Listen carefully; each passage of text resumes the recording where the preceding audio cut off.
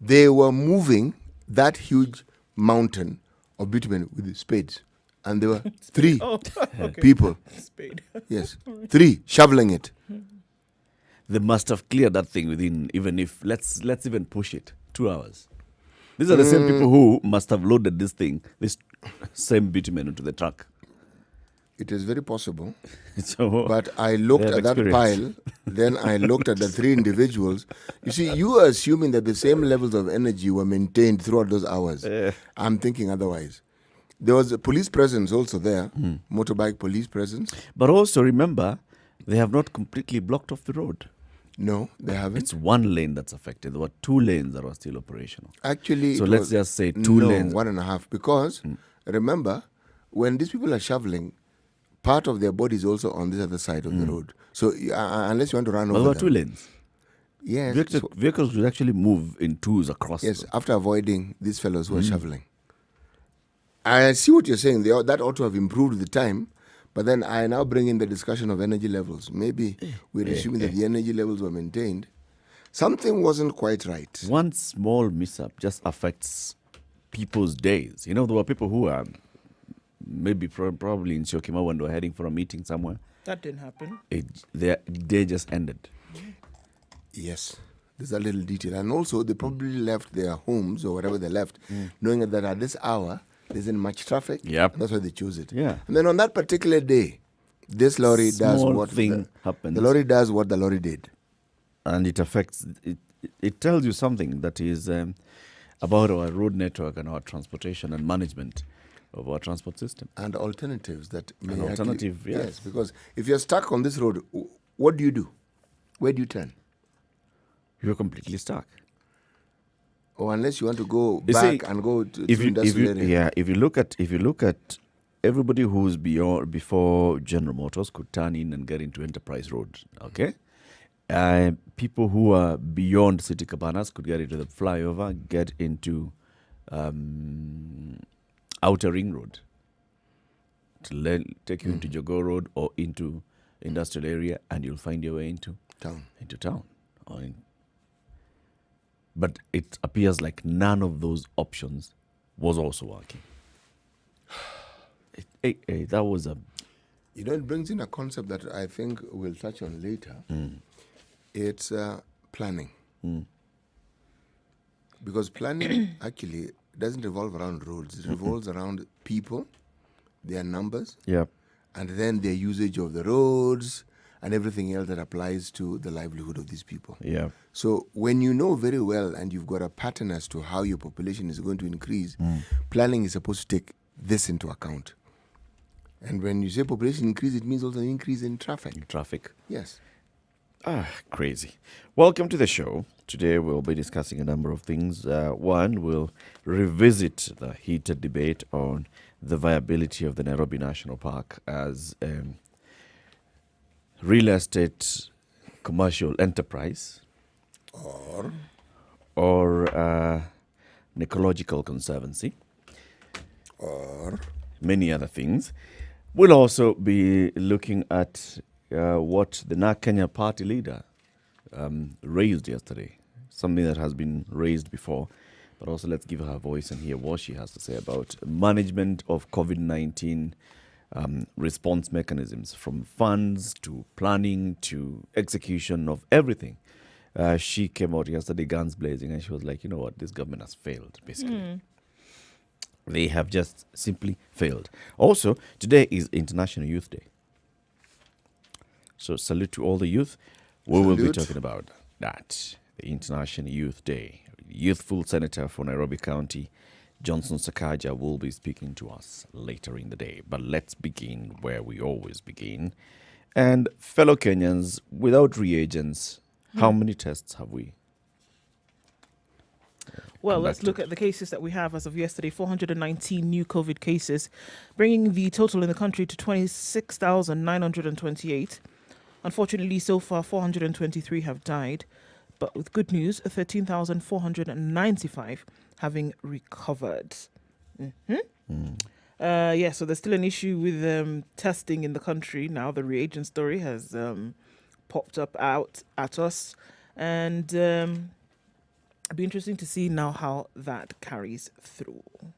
Still, yeah. less than 400,000 tests done around the country. Oh, yeah. And our excuse is that we don't have the reagents. So our testing is basically just... Those who had a delay for 10 days, probably that delay now is looking a little bit more than that. Yeah, you And go then through there's an the entire question- 24 days and they tell you, that time we tested you, you had COVID. So, but the Let's thing test is, you again. because now there's a problem about the viability of the samples having been taken, and probably have to go through the nice rigorous process all over again. So those are issues being dealt with. If you had been waiting for your test results, likelihood that you will not get them and that you'll be asked to come in and have another sample taken. Yes. So just under 300,000 cases recorded around the world yesterday, taking the number to 20,249,553, with 738,726 deaths. 111. Okay, good grief. Start again. 13,113,231 deaths around the world. recovered around the world. Okay, I need to get my numbers and my brain together this morning. So 13 million, right? 13 million recovered And several cases. hundred thousands. Yes. Okay, so the United States now 5,251,446 cases with 166,000 deaths. An increase of 10,000 cases in South Africa between yesterday and today. Yesterday we were at 552 cases, now at 563, with 10,621 deaths. They had looked at a place where we know also, yes, testing is rigorous, but we know also that they had said they were not recording quite as many cases as they were previously, but what they were concerned about was the deaths. But now we see that the cases have increased. Mexico still continues to increase in its number of cases, now looking at almost 6,000 cases in the last few hours, and just over 10% of those resulting in death having been reported.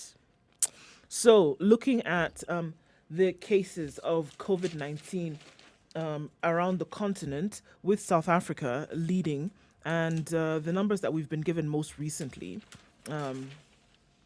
that about 20 million cases, and now looking at a number of deaths on the continent, but still in comparison to what we've seen before, it doesn't it doesn't match the fear, or it doesn't match the anxiety in terms of what then would happen on the continent. So in as much as the cases we see are quite a lot, comparatively so, still relatively low numbers in Africa. How are those countries coping? Remember the countries that had the higher cases, the sub-Saharan African countries that had the higher cases. So we're West looking Africa, Ghana, Nigeria. Yeah, so we're looking at South Africa, Egypt, Nigeria, Ghana, and Cote d'Ivoire, Senegal, and then we go down to the countries then that have in the 20,000s, such as Kenya and Ethiopia and South Sudan. So coping seems to be coping. Majority of these cases continue to be asymptomatic cases. Quite a number, unfortunately, of significant deaths. But those numbers that we're looking at, for no country have the deaths passed 10,000. Even South Africa, we see it now, just crossed 10,000. Just 10,000 deaths. Yes. And worldwide, the deaths worldwide are 730,000. Infections, 20 million. plus. Yes. You know what is interesting is if you look at something else that COVID has brought to the fore, we have universities that are known or have a reputation for excellence that is above that of other such institutions. COVID seems to have put pay to some of those reputations. For instance, in this race for the vaccine, you don't hear of Harvard. You don't hear of many of the Ivy Leagues. The Ivy League's actually not very big on medicine, right? No. And they're supposed to be the hubs for innovation. Johns Hopkins has come to the very, very fore. But Oxford, on the other hand, is still leading. You hear of universities like Southampton. Ordinarily, you don't hear. And then, of course, you hear of collaborations that people have and the various stages that they are at with their findings and their testing. But then something else has come in. There's the discussion of what you call vaccine nationalism. The countries that seem to be able or seem to be almost close to providing a viable vaccine, say like India, have something called a huge population, 1.3 billion. Yeah. So now the debate arises, when the vaccine is available, Shall we sell it to others or shall we use it first? we have 1.3 billion, yes, and that discussion is continuing. And, Yep. and one of the points that has been raised by people who've been involved in this discussion is perhaps you need to look for a country with a small population, perhaps a city-state, Singapore, maybe Vatican, so that even if they use the vaccine for their population, there'll be a lot more available for the rest of the world. So I'm simply saying this discussion has come to the fore. And then there's also a discussion that now Donald Trump has introduced. And that discussion, for people who are in the research world, it spells doom in this sense. They're saying, given that we've tested it on human beings at a certain level, we should just carry on and use it. And they're saying, but what if it doesn't work? Now, those are the phase 3 trials. What if it doesn't work with a large population? Can you imagine the danger that you'll have caused? It would have caused, exactly. Yet China, that comes to the fore, they have gotten to a point where it's not even just testing. They're actually using some of their vaccines on the military, meaning they've gone to that phase 3 and they've pushed it. So some of the universities or institutions that were known to be the trailblazers in some of these, COVID somehow seems to have. Yes. Well, these institutions, though, big on medicine. Yes. Harvard Public School of Medicine. They all have On public big, health, actually, big. right? Yes, they're all big on these things. Big, big, big, big, big, big. Big in terms of one name, big in terms of funding, big in terms of research, Yeah. big. And they were. But Hey. COVID seems to have, should we say, call them out. Yeah, totally. Totally. Basically, yes, the T.A. Chan School of Public Health, right? Yes. Oh, it's a big place. Okay, so if you want to look at those numbers again, I know we're going to take a break, but, comparative to the rest of the world, 20 million cases on the globe. And of those cases, less than 10% are on the continent of Africa.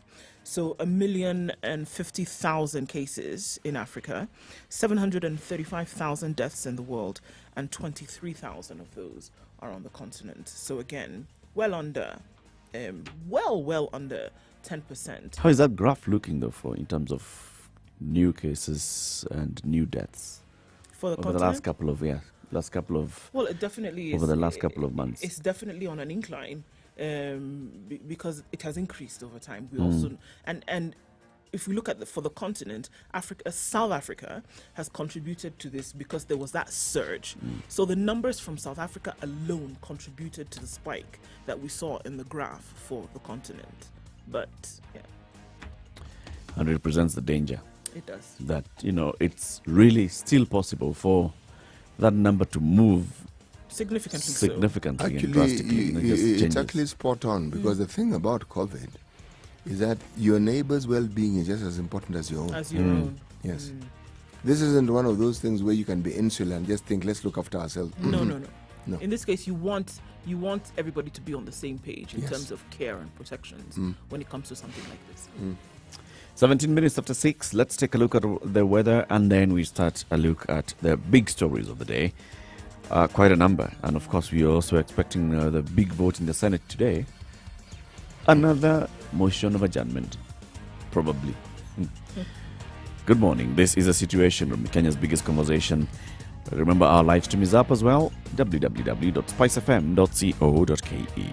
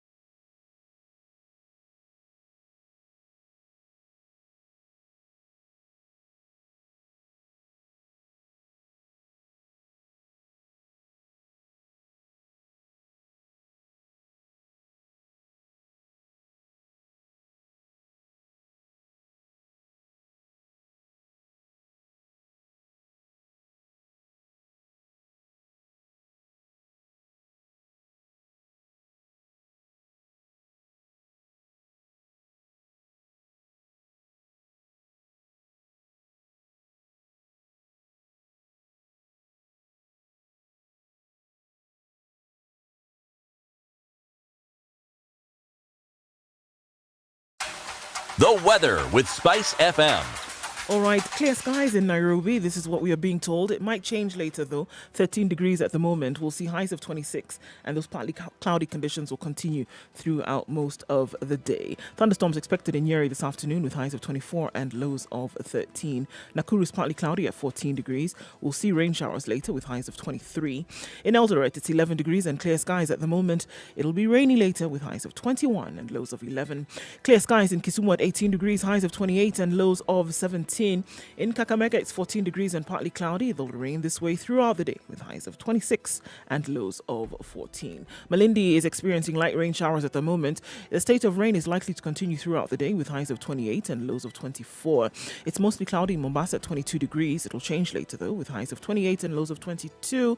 It's likely to be a wet afternoon. It's partly cloudy in Uganda at 18 degrees. Kampala specifically will have some rain this afternoon with highs of 27 and lows of 18. Dar es Salaam is clear this morning at 21, highs of 29 and lows of 20.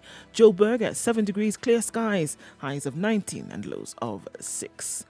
Lagos, 24 degrees. We'll see highs of 29 and lows of 22 with partly cloudy conditions through most parts of the day. In Paris, there's a high temperature warning for red today, even hotter than yesterday. Clear skies currently at 24 degrees. They will see highs of 36 and lows of 23. Partly cloudy at 22 degrees in London. It's going to be a rainy afternoon with highs of 34 and lows of 21. Still Monday night in New York, 28 degrees and clear skies. It'll be a warm day with highs of 32 and 24 the low when the sun does come up.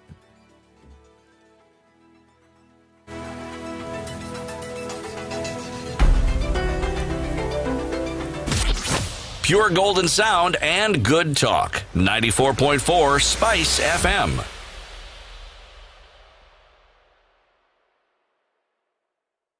Mature, intelligent talk every morning. Spice up yourself.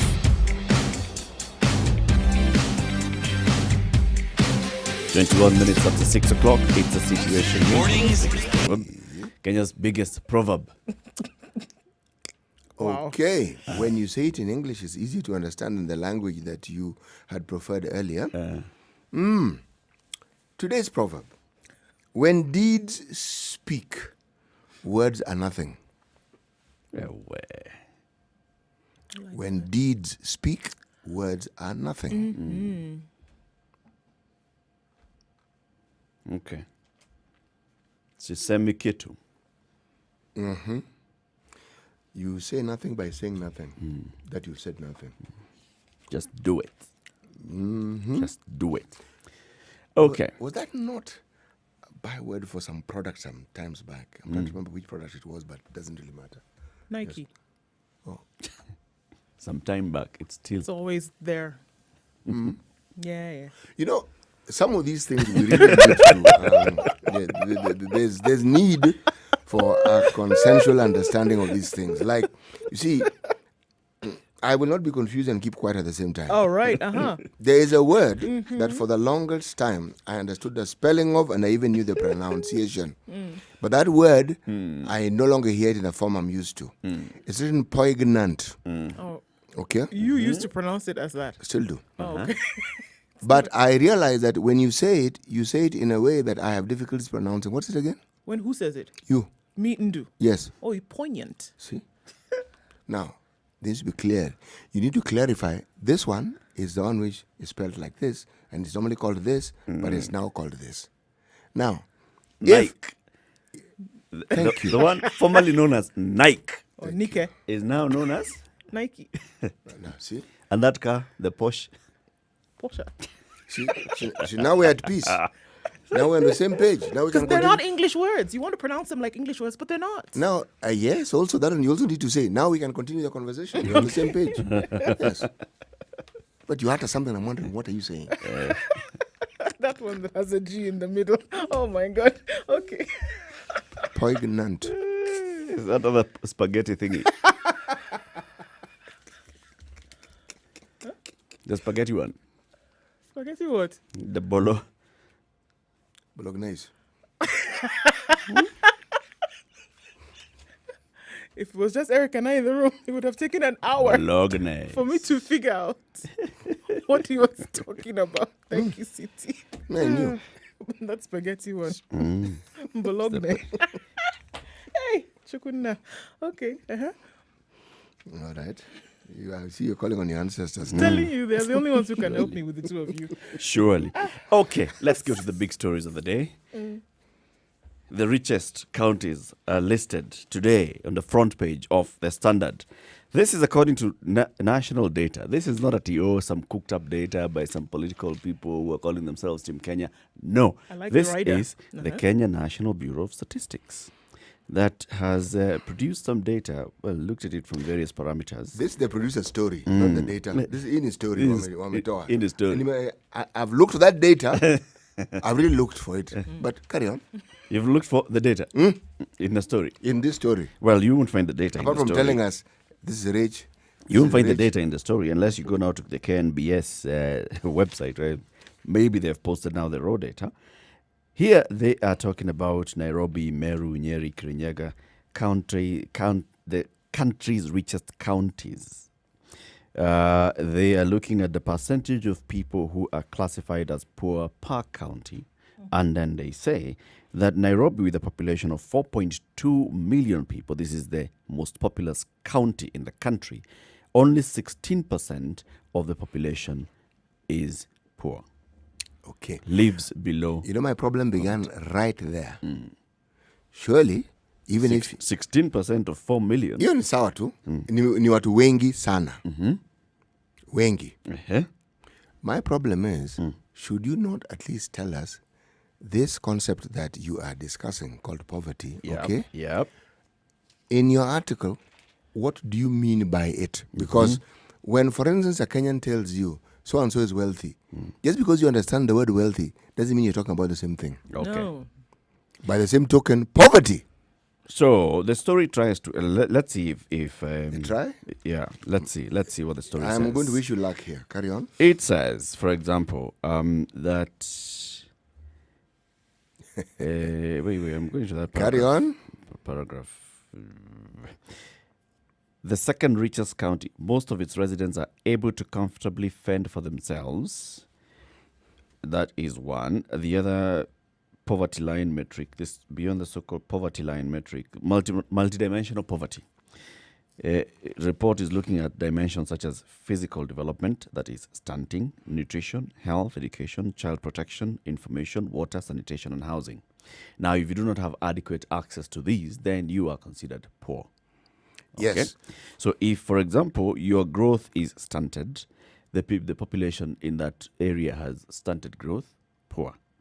Nutrition, access to nutrition and health and education facilities and child protection and information and water and sanitation and housing, that classifies you into that index of poverty. Yes. You see, for someone who understands what they're talking about, it's an easy read and you understand. When you say housing, what do you mean? The size of the household? Yeah. The materials with which the house is built? The number of rooms in the house? Yeah. Essentially, what I'm referring to is a concept called a household survey, Yep. or details that you get from a household survey. But this is incomplete if you don't talk about the economic activities that they engage in, whether it's agriculture, etc. And most of these places are rural areas. Then there's the linchpin in this discussion. Yeah. There is the policies that the government has on this thing called poverty reduction. Yeah. Whether it is good, effective, non-existent, whatever. Because you discuss all these things, in the absence of that, you will actually not really understand what it is you're talking about. I hear you, CT, but now you are looking at it from a research angle, from an academic angle. From a common mass consumer perspective, it is the basics. Yes, it's basics, but Right. it requires explaining for is it to the be basics. understood. Now, if you go into the greater explanation, then you'll go into from page 1 to page 17, just breaking down the KNBS information. Actually, no. Even in the story, let me explain to you. When you say, for instance, I'm going to quote on page 3 of the Standard, a politician is being quoted. Yeah.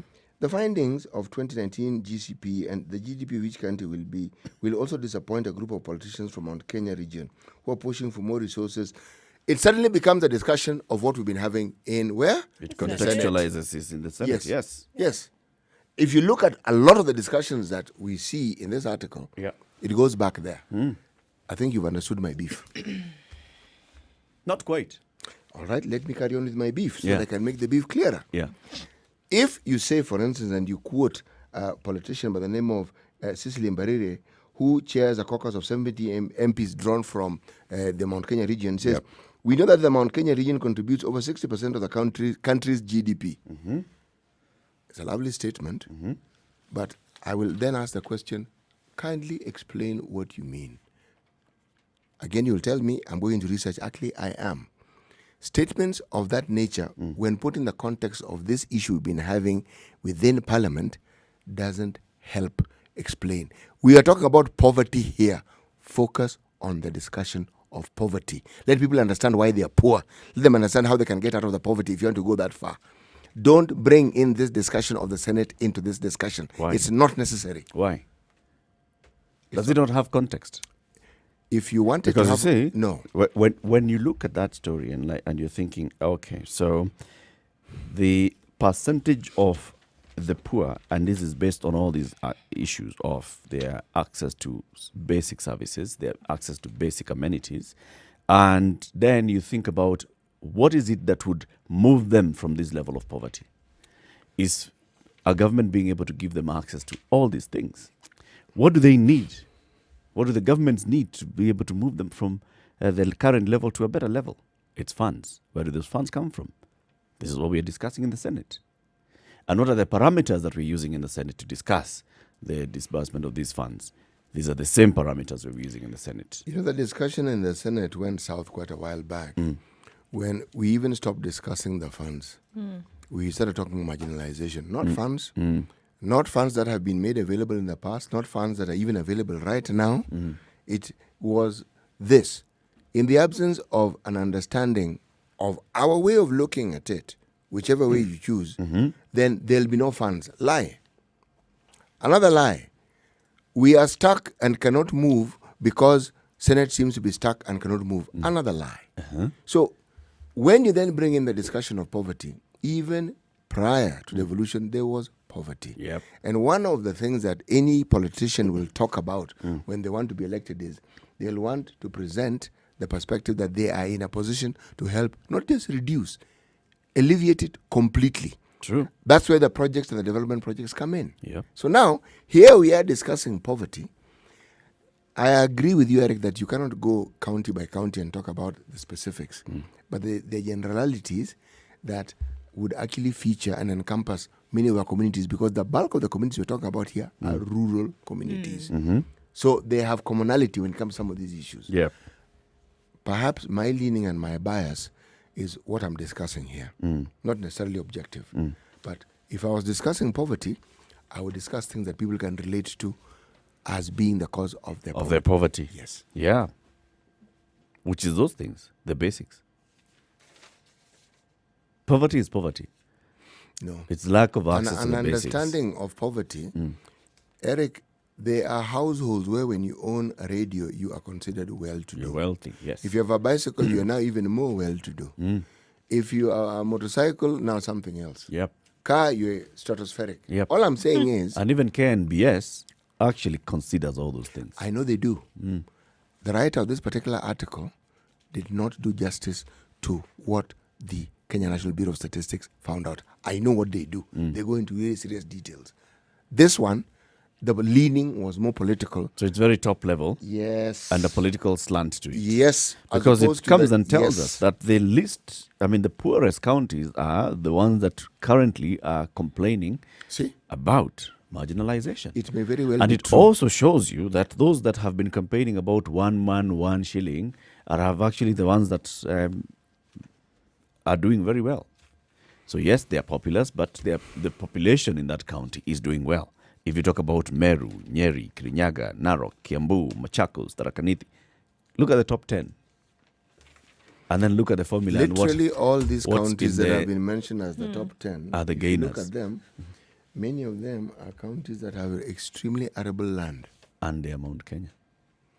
Well, Nyamira has certainly moved to Mount Kenya, that's for sure. You see how far Nyamira is down the road? It's number 16. Yes. Meru, Nyeri, Kirinyaga, Narok Narok, is also in Kiambu, Mount Kenya. Machakos, Tharaka Nithi, Murang'a, Mombasa, Mombasa is also in Mount Kenya. It's number 10. Yes. Out of the top 10. And Narok is number 5. Out of the top 10, only Narok and Machakos and Mombasa are not considered Mount Kenya. Mount Kenya. Can you imagine? Why? Okay.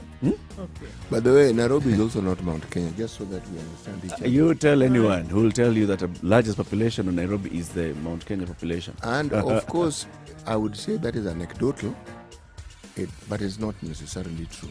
It is actually from the KNBS census data. Yes, people who live here or people who simply work and then go People back. who are found in Nairobi on the night of the census. Precisely. That means they live here. Nope.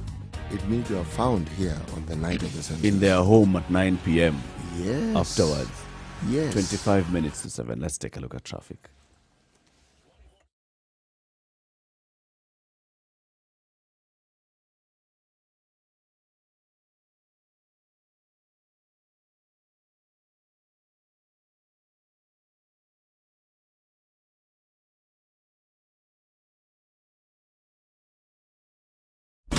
Classic soul, R&B, smooth jazz, neo soul, and nostalgic ballads. Make some noise.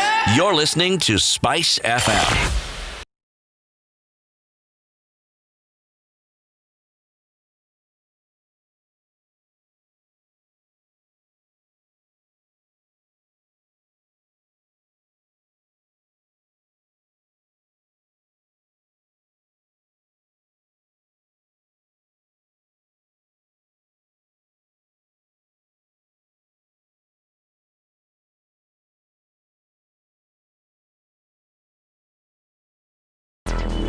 Traffic.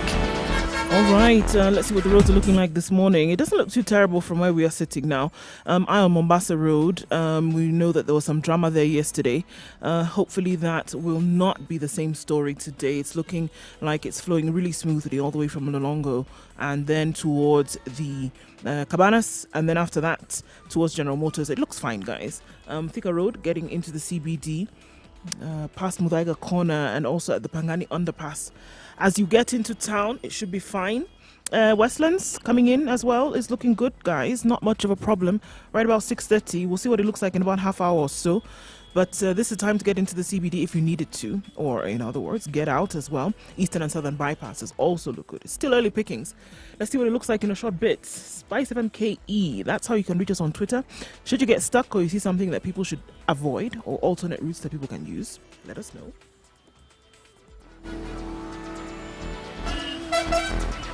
Spice and everything nice. All right.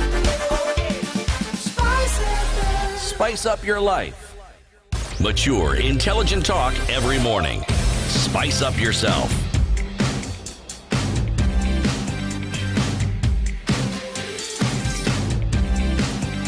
Mornings done right. 94.4 Spice FM, Nairobi.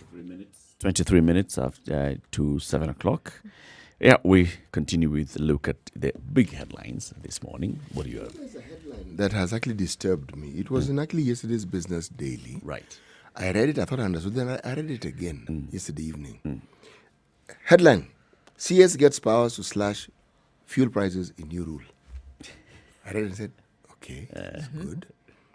Levy to be created, funds to be controlled by the central bank. Explain now for somebody who has not read that story. The Petroleum Secretary, I'm going to read it, Right. has received powers to cut fuel prices and cushion motorists from sharp spikes in the cost of products from a subsidy fund. Sharp spikes. Once COVID settled in and became a household name, fuel prices kept going down. The time it rallied was around June, when people more or less tried to get back to their normal lives, so the consumption of petroleum products also went up and crude prices sort of like rallied.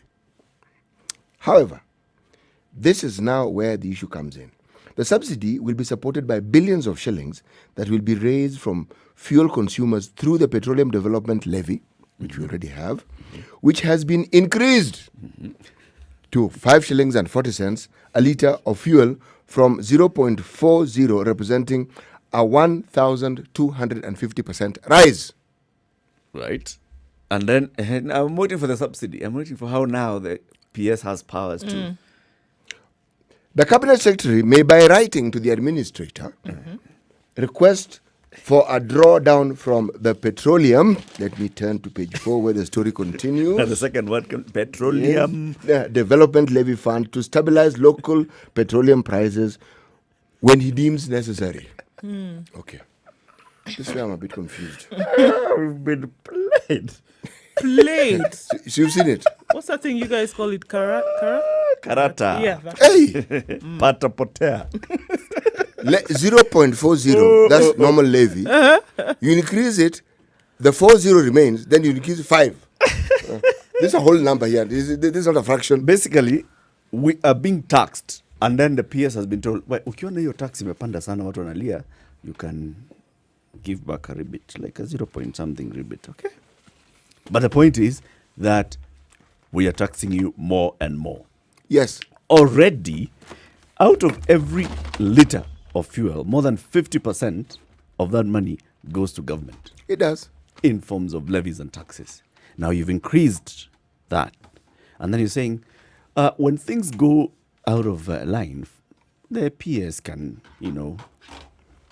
make a decision As he deems fit. as it deems fit As he deems fit. to cushion you, to offer a subsidy.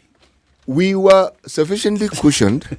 You uncushioned us with this 5 shillings and 40 cents. And then now you're telling us, now that I've uncushioned you, when I deem it fit, I will cushion you again. Yep. And I'm thinking, what are you talking about? I know this is madness because as you're doing all that, as you're paying all that, imagine the people who are on stuck in the traffic yesterday.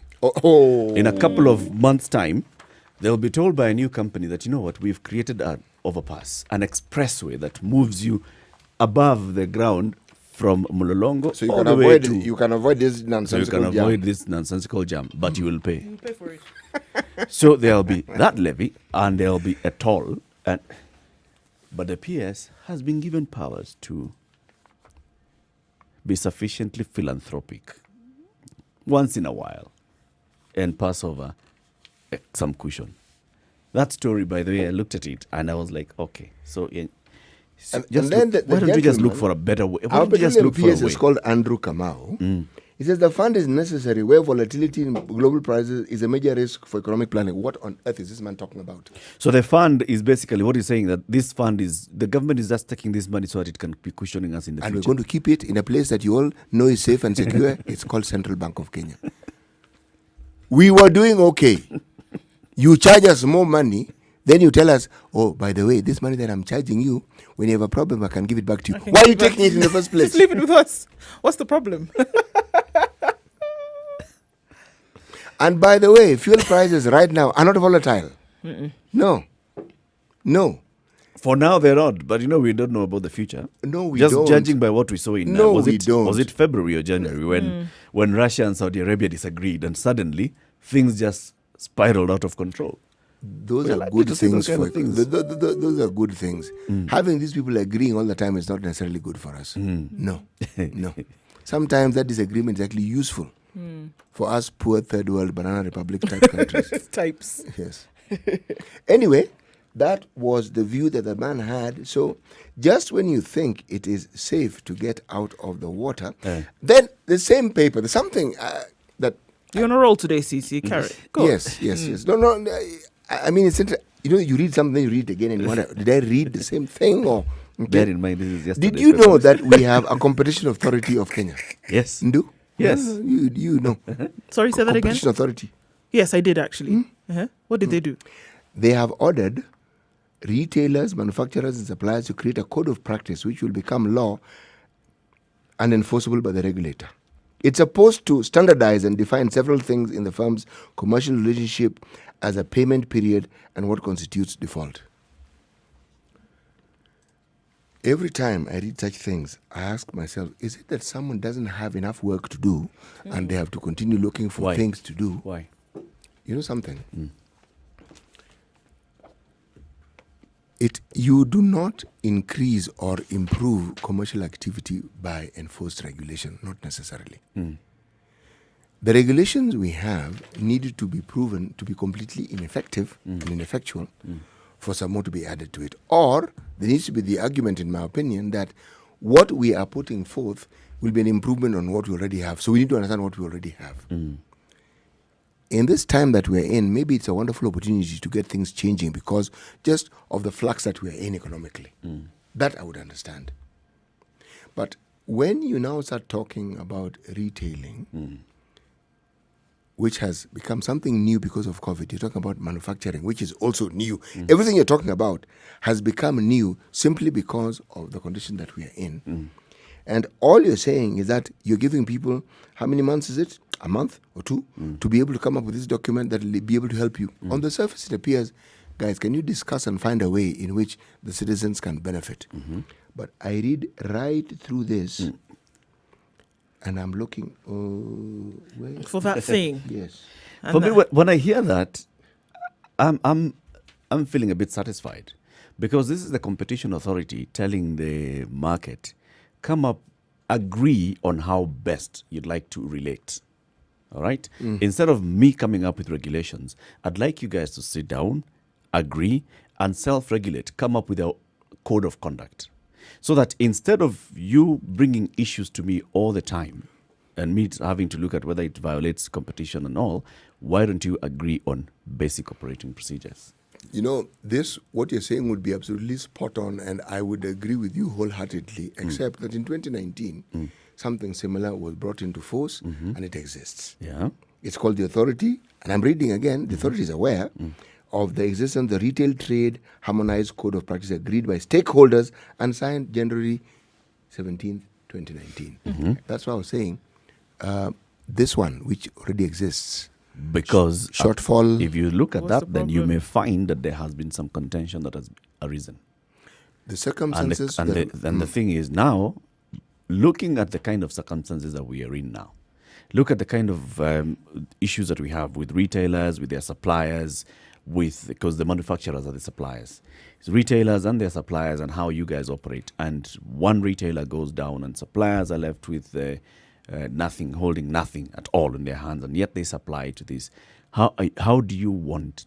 Look at what you presented, then look at the Essentially, you're saying that as far as you're Update. concerned, this seems to be, look at this thing and see if there's something else you need to add Yeah. or something you need to tweak Yeah. so that this thing is, should we say, more user-friendly given the circumstances that we're in. yeah. Then clearly I misread it.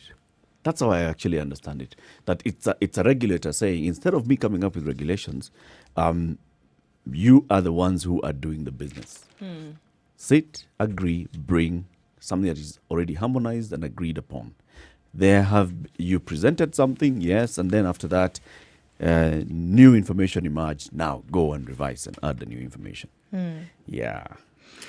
Before I let go of this paper, just so that people who like to travel from one lakeside to perhaps a seaside destination, Ocean. yes, a bigger lake called an ocean, Jumbo Jet, our low-budget carrier, owned by Kenya Airways, has been given authority to fly directly from Kisumu to Mombasa, beginning and end of my statement. Let's carry on. From one Kisumu to lakeside Mombasa. And vice Nice. versa, of course. Oh, And vice versa. Nice. Okay. So you don't need to stop in Nairobi. From the lakeside to the seaside. Direct. no Wow. connecting flight at JKI. Direct. Super duper. You wonder why did they? Why? Okay. Yes, no, please, wonder loud. It's important that you wonder loud. And I think I just found maybe it's a continuous process. Let's first of all give you, this is the hub, so you can come from the hub to the spokes. And then can you move from one end of the spoke to the other end of the spoke? Do you have the capacity? Do you have justification? Do I just need to give you a license just like that? Yet, Now, if you've proven that, yes, there's a high demand here and there's high demand on the other side, fine, you can operate. And I have a route in the sky. The airline is Because ours. KCAA also. The skyline is ours. Yes. The regulator is ours. KCAA also looks, there are roads in the sky. Yes, there are. So, There are pathways, as whatever they're called. kuna barabara hapa, wacha tujenge moja. Good Okay. thing for Jumbo Jet. So, things that rarely happen on the continent, Lebanon's premier Hassan Diab, I'm stepping right out, right, okay? Yep. Hassan Diab stepped down yesterday amid fury within and outside his government over the deadly Beirut port blast he blamed on the incompetence and corruption of a decades-old ruling class.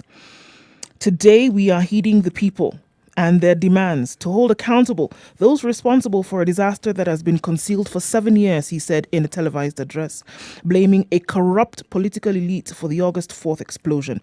This is why today I announced the resignation of the government. Politics in multi-confessional Lebanon is dominated by former warlords from the 1975 to 1990 civil war who have exchanged their military fatigues for suits or were replaced by relatives. Their corruption created this, Diab said.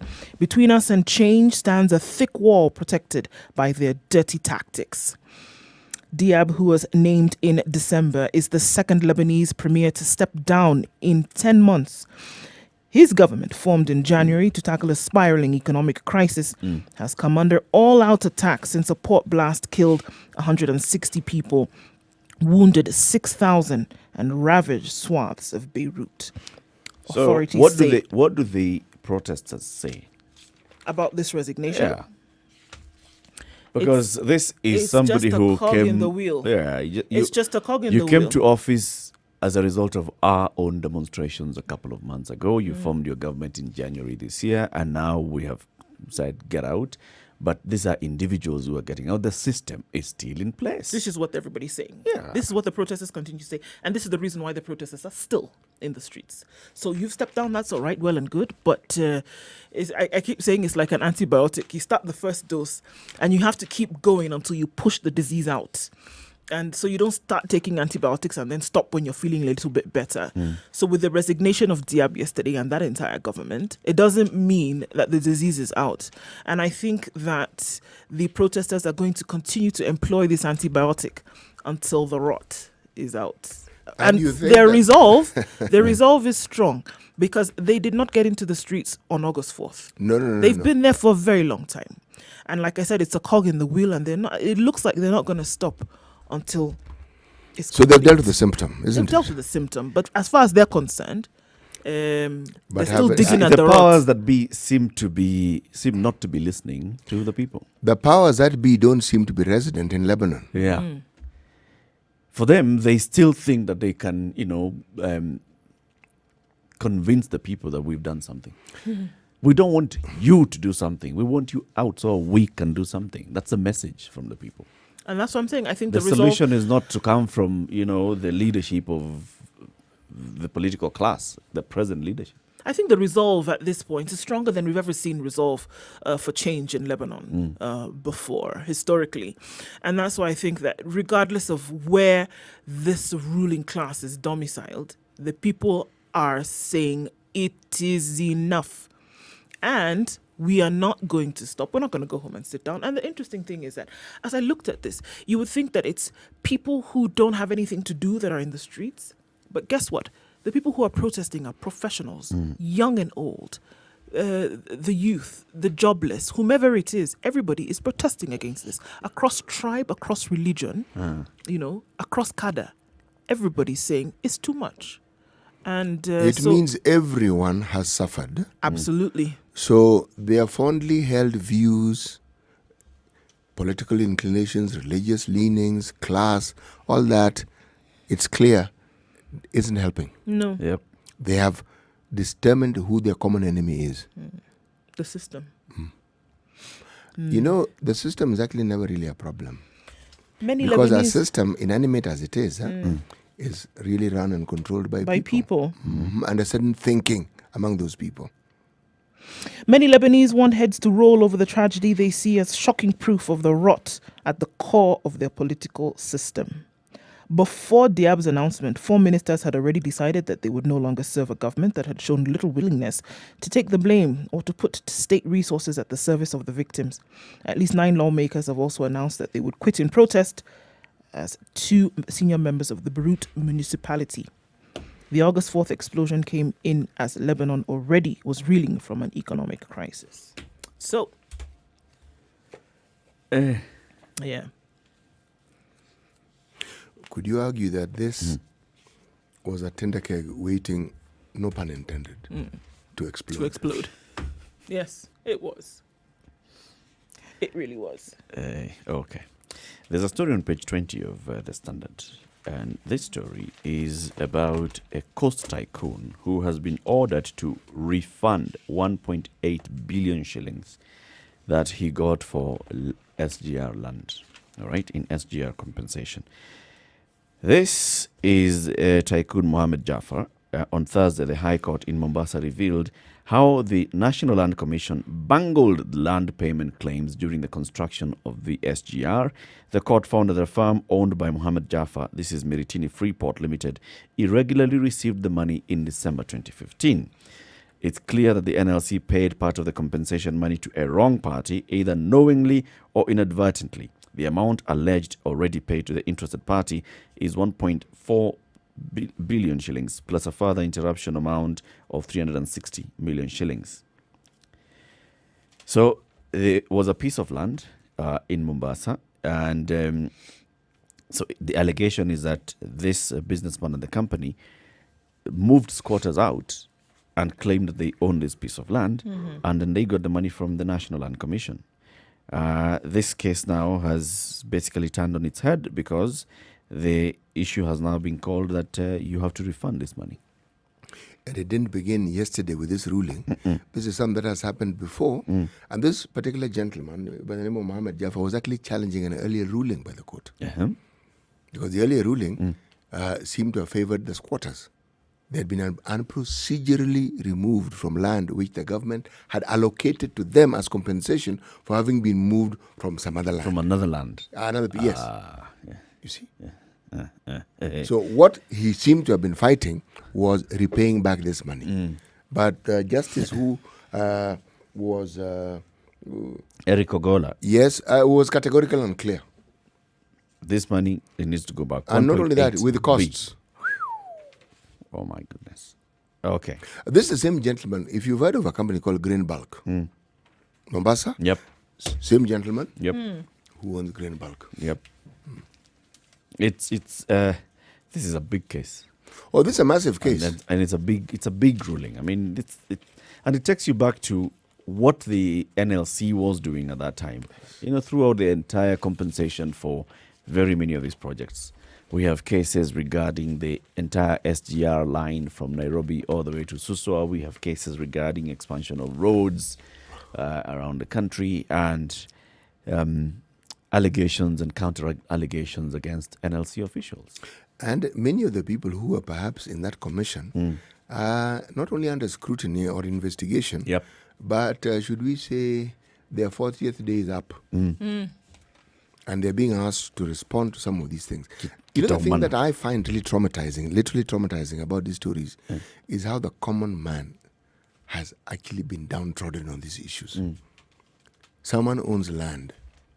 Somehow the compensation is an issue because this is a nobody as they're considered. And yet, this was one scheme that would have benefited and ensured that just by virtue of you being in this nondescript place that nobody considers to be important, but because of the railway, your life would change. You're compensated, you're able to move to a better place, you use that money to do different things. Yes. Improve your livelihood. I mean, it was an opportunity that was basically missed. It was. By the way, Eric, on that same page, state rolls out instant fines for petty traffic offences. The limit that I have seen here that you're supposed to pay upon petty offence, 10,000 maximum. Okay. But there's a whole list: driving without a valid license, parking where you shouldn't park, not producing your driving license, failure. This one caught my attention. Failure by driver to stop when required to do so by a police officer in uniform, 5,000 shillings. So it's possible that these fines could be compounded and you find yourself paying a lot more than Yes. 10,000 shillings on a Yes. day. You were stopped, you didn't stop, You didn't and stop, then you don't have a valid let driving license. You don't have your Yes, insurance is it's expired. verified and Rounding up. Okay. But all those are instant fines. instant meaning you pay. You On pay the right spot, there no on the going spot. to Yes. No court and all cost. this No. long I've story. read through this. I was looking. Perhaps they might have introduced Maybe negotiation fees. No?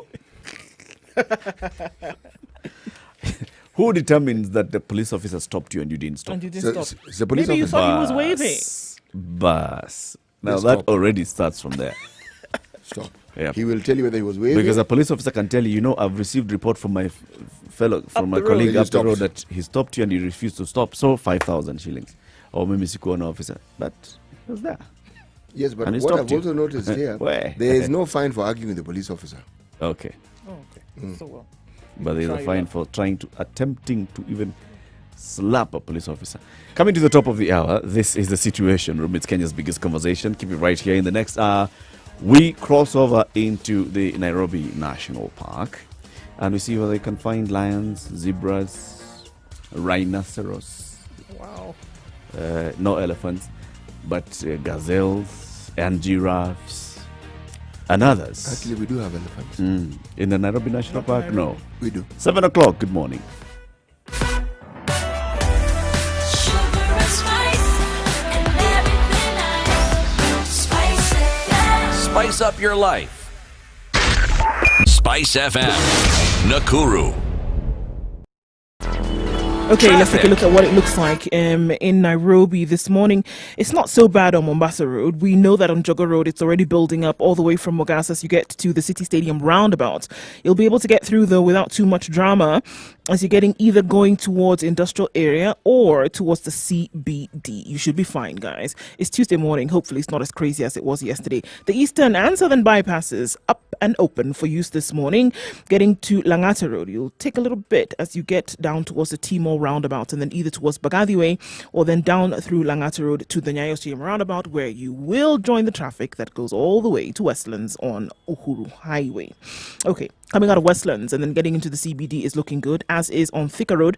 As you're trying to make your way to the CBD, you'll get to the Globe Cinema roundabouts. You'll hold up for just a little bit, but then you'll be fine as you get into town. All right, outbound of the CBD in most cases is looking good. Don't see much problems right now, but we'll keep an eye on. Keep an eye on for us as well. And then let us know what you see on Spice FM KE on Twitter. We want to keep it moving this Tuesday. We didn't move much yesterday. We want to move today.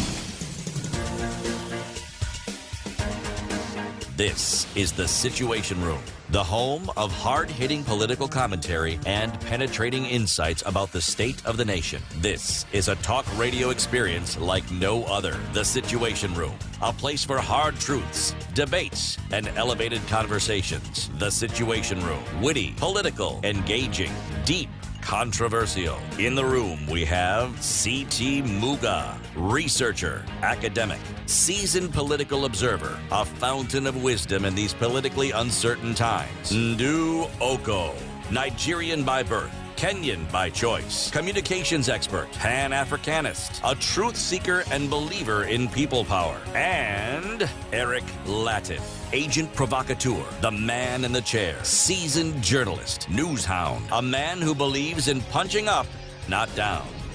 This is 2.5 the minutes after Situation 7 Room, o'clock. the It's only Kenya's biggest conversation, broadcasting on Spice FM and on KTN Home. We welcome our audience on KTN Home.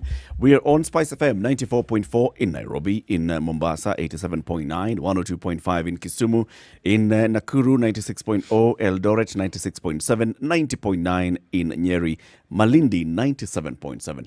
This show also live streams on our digital platforms, and this is Spice FM KE, Facebook, YouTube, and Twitter, as well as www.spicefm.co.ke. So we want to cross over into the Nairobi National Park, 117 square kilometers of the park, and we find various animals, and also we find a raging debate on the viability of this park as a conservancy, or just looking at, look, this is prime real estate, and we need to think about the prime real estate. So we bring in the discussion about, we have seen over the weekend an appointment that was revoked because of somebody's opinion expressed earlier on the viability of the Nairobi National Park. We've had that conversation here. It was heated, heated conversation about the viability of the Nairobi National Park, whether it's good for conservation, whether it's...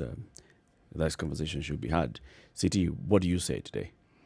Well, actually, if you talk about the square kilometer age as opposed to acre age, outside Nairobi, Kisumu, Mombasa, that acreage is bigger than most of the towns that we have in this country. So, if you start from that perspective, it's a lot of land. Yeah. But of significance, it came into being as a national park in 1946. 1946 was the previous century. And many of the ideas that perhaps were brought in to the fore at that particular point in time took into consideration the time and what was at that particular point relevant. Now in 2020, we've moved on to the next century. Yeah. And I think that one thing that has not perhaps been debated upon significantly, one word is thrown in. It's unique. It's one of a kind. True. Very true. But there are other factors that you must also consider beyond just the economic value. And you also need to understand whether the economic value also can easily tie in and be relevant within a discussion of, say, an ecological inheritance, an environmental inheritance, and an environmental promotion. These things need not be opposed. They need not be contradictory. And if they are, then perhaps we need to consider how you can find a way in which we can harmonize it. Because that Nairobi National Park is a unique and valuable asset is not in question. What is in question is to what use would it be put to ensure that it is the best that could possibly. It's the definition of that unique viability. Yes. That one. That one. What do you say? Well, I mean, you can say unique. I mean, you can talk about unique and the only city in the world to have a national park within a capital city, and talk about so many things. But I do agree that it comes a time where you're going to have the debate on whether it is bringing the kind of value that it actually should. All right. There are very many examples around the world whereby you have a natural resource that then is being used to actually either promote economic development or do one thing or the other. And you can say you can have it for the sake of having it, but really, of what value is it really, really bringing? And I think up until now, nobody actually wanted to talk about it and say, no. There's a city, there's a park in the city, and that's about the size of it. No, I mean, I think that a lot more can be done with this. And it's about time that now those What is a lot more can be done? Well, I mean, okay. When so- people say a lot more can be done, there are those that are thinking, they're looking at it and thinking, hey, I can put up high-rise buildings. I can actually put up a whole new housing estate in this particular space. So what do I do with the animals? Animals. So they know how to move. They'll move. Or we can translocate the animals to other parks. We have other big 23 national parks. national parks and 26 conservancies and what So have there are you. those that Yes. will argue that we can put this into better use or maximize its use, and that's what they have in mind. This is moving animals out, moving humans in. Is this what you have in mind? This is what I'm saying about the conversation needs to happen, because on both sides of it, you will have the reasons why they would and why those would actually make sense. Do you know you brought in something really good here? Value. Something called a unique value proposition. All right? When you keep saying the only, So there, what? there are other details that uniquely demarcates and places Nairobi National Park in a place that no other national park that we have could actually be placed. For instance, it is Kenya's #1 breeding site for rhinos. I know most people don't know this, but it is. Number one. Number one breeding site for rhinos means what? Meaning the place where rhinos are most comfortable to breed, meaning as in grow in numbers, population increase, that sort of thing. Yeah. Nairobi National Park. Why? What makes it unique for them? That is something that is still being studied. Yes, because I asked the same question. By the way, I had this discussion with the former director of the Kenya Wildlife Services, Dr. Julius Kimngetich, and I asked the same question because he brought this point to the fore and told me, he said, look, it is just something that has been a reality for the longest time. Yeah. He said, what we remember was rhinos being moved and some dying. Yeah. He said, but the reason why they were being moved is because there were many. That's why some had to be translocated. They breed here, so you need to look at how to. They breed well here. Somehow that ecosystem seems to agree with them. Okay. Details of it are not clear. But he also told me something else that I didn't know.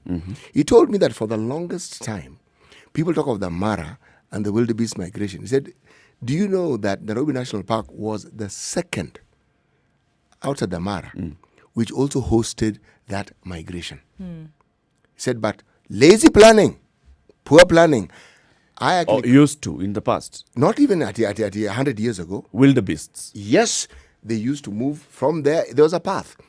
Guess what put stay to that? The EPZ, yes, the growth of that particular region.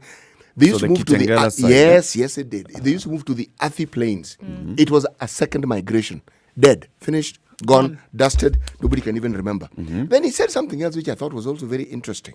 He said, when you're a city of 4.2 million, there's this carbon that you produce that actually needs to be absorbed. Yeah. Said Nairobi has only two spaces that can do that for you, Karura and the park.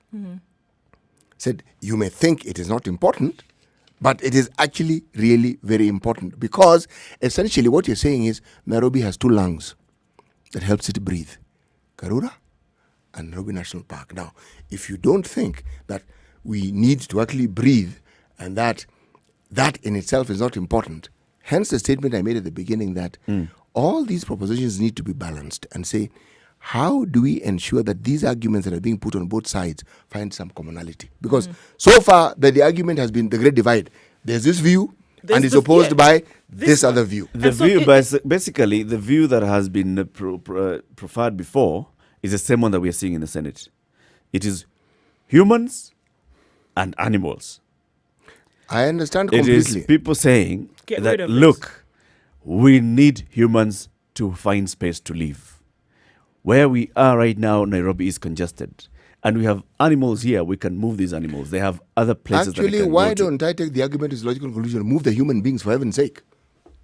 They're easier to move than the animals. Than the animals. Yes, much easier. Yeah, that's- Build. There's land around in Nairobi. Now- Nairobi National Park is not the only land around Nairobi. Now, move it. Move when them. that argument is actually now brought about by the people who are conservationists, people just look at them at, you people only think animals. You forget everything else. You forget that you're a human being. Because you like to wake up in the morning and go take pictures of birds and take pictures of lions and zebras. You assume that the rest of us are interested in that. No. You guys can move to the Mara and let us move to the Nairobi National Park. Arguments and counter arguments. Arguments and counter arguments, but I would say that the spaces within which development has taken place in terms of infrastructure in Nairobi alone really hasn't been planned or managed well. Now, for you to say that you want to now take that and go into another area which you can't even now start to fathom how that would work, I would say if that's the argument that's being taken, what about the spaces that you've already tried to develop? How about you manage those properly? How about you replan those areas properly before you want to go into a place where you're not even prepared to take on the headache? The places that exist, how about you manage those And properly first? look at East Africa. There are dormitory towns of Nairobi. There are dormitory closet areas of Nairobi, which, for example, you've moved people into, and even that has been a disaster in terms of planning. How about you deal with those areas first instead of going to look now for other virgin development land that you want to now say you want to go and develop, so that we can move some of the population of Nairobi into those spaces. The ones that you have already started, have those been planned properly? Have those been managed well? In terms of infrastructure development, has it been carried out well? It has not. It's like saying, I've got this on my plate. I'm not going to finish it yet, but I've seen another one there. Let me go and grab it without managing the one that you have on your plate first.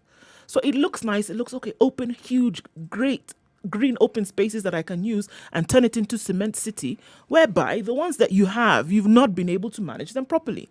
And I'm saying your eye can be very big, but look at the one that you have here first and deal with it. Ours not just the eye, it's the mouth. Everything is big. Yes. This conversation, even previously, I'm very, very much pro retaining the Nairobi National Park as it is.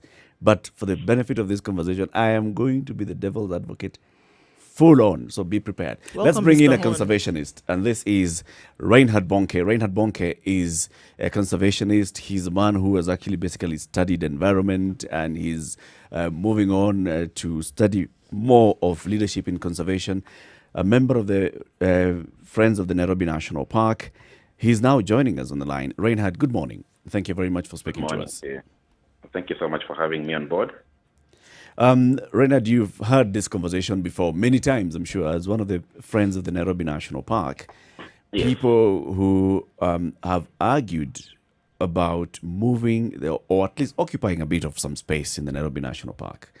And then there are those like you who are conservationists who only see the other benefits of the Nairobi National Park. Let's just start off by giving you that opportunity. What are these benefits of the Nairobi National Park? Number one, before you will go to the benefit, I would echo what one of you said before, that the problem we have with Nairobi National Park and Kenya's protected areas is actually not, it's more the people versus the wildlife, but then it's that lack of proper integrated approach towards, infrastructural planning. Because right now, we have a clear plan of Nairobi city as a city, but then this was, of course, due to corruption and a lot of issues. It was never properly followed. That's why we see open spaces such as Karura Forest, Nairobi National Park, and Uhuru Park are not being considered as prime land for alternative development or cheap. So the major ecosystem values, if you look at my undergraduate studies, was on the air regulation on especially the vehicular sector, and according to WHO, the air pollution in Nairobi City alone from the vehicular sector and the industries is 40% above the recommended level. And there's a study conducted by the University of Nairobi through Professor Shem Mandiga, which indicated that 10 out of 10 children born and raised in Nairobi, 6 out of them, by the time they turn 10 years old, they will be suffering respiratory diseases. You need to look at Kenyatta National Hospital, Mbagathi Hospital, all these hospitals. The amount of respiratory diseases in Nairobi, which emanates from air pollution, is very high.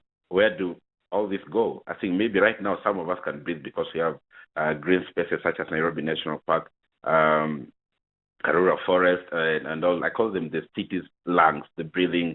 You cannot really quantify them economically. It contributes to the health and well-being of the Nairobians. So this is something you cannot really quantify monetarily, but there's that ecological services that it provides, purification of the air. This is a carbon sink. This is a climate change issue. So for me, without going into the details, this is what makes us healthy and what makes someone in Dandora breathe easy. Plus, it is our culture before, going deep into science. So if we look at, we have Karura, we have Uhuru Park, we have City Park, we have Ololua Forest in Gong, we have other spaces. Yes. Those are helping us to breathe. Yes. And also, Hell's Gate National Park is not so far from here, from Nairobi. Yes. Neither is the Kilimambogo. Yeah. Neither are the other dispersal areas and the vast spaces in Kajiado Yes. County.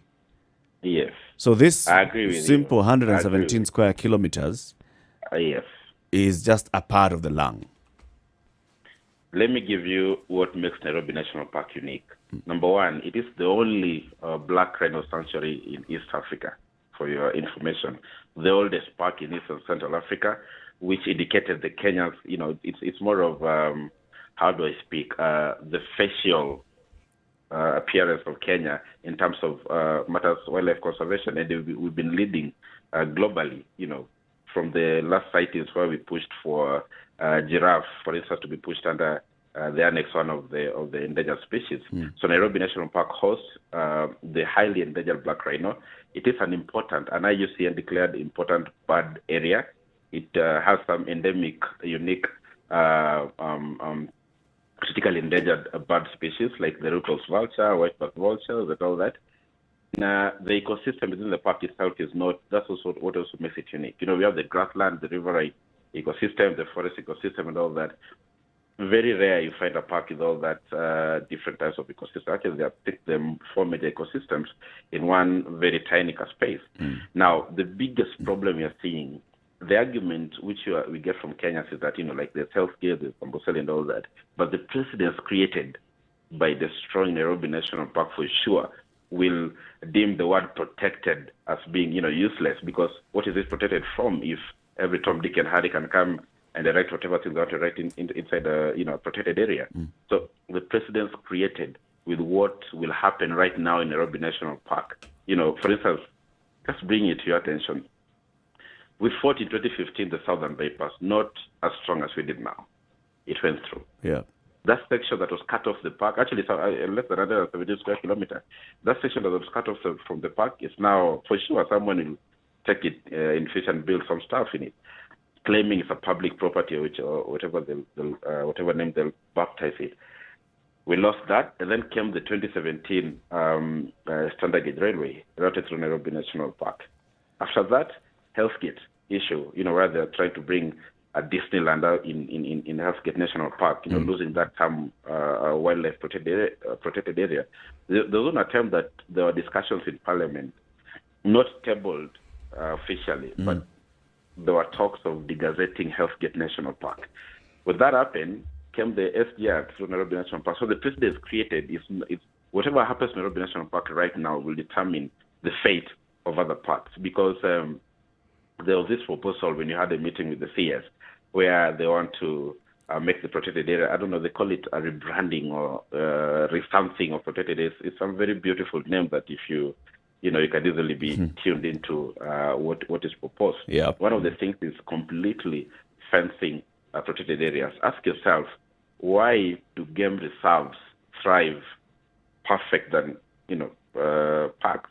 Because they are under county government, Masai Mara, for instance, under county government, and that approach by conservation is the actual conservation. Conservation in itself is a principle.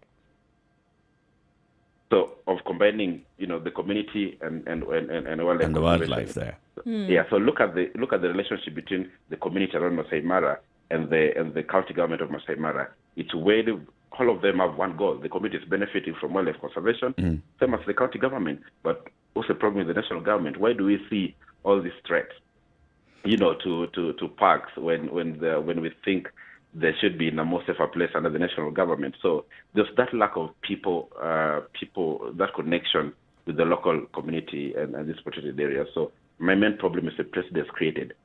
Reinhard, if you look at Nairobi as a metropolitan area, yes. Because we understand how it takes place in the Masai Mara area, for example. And yes, you're right. The community and the county government actually work in tandem to make sure that this is protected. For a metropolitan area, how would you see that kind of relationship playing out, whereby there is the push and pull for this area to continue as far as infrastructure development is concerned, and at the same time you have this unique resource that you would want to protect? There's got to be some middle ground in some way, shape or form. How would it happen where there is, clear vision to continue to develop infrastructurally?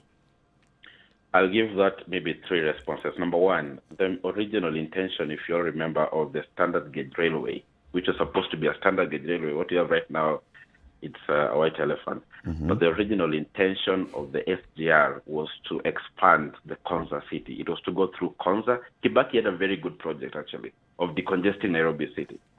Having more roads, more infrastructure is not a solution to traffic in Nairobi. What will it do? Because if you look at the Thika Superhighway, for instance, we thought it would reduce traffic on Thika Superhighway. Have we achieved the original intention? No, because they promote people like, the young professionals, the young Kenyan professionals to buy more vehicles. It's actually making more sense to own a personal car in Nairobi than a public transport. Why? Because it's not safe to, again, imagine yourself cycling from Thika to Nairobi. That's like a suicide mission. They'll knock you down. There's no proper planning or a honest engagement with this national government or whatever's in the planning. There's no integration between Minister of Transport or Minister of Wildlife or anything.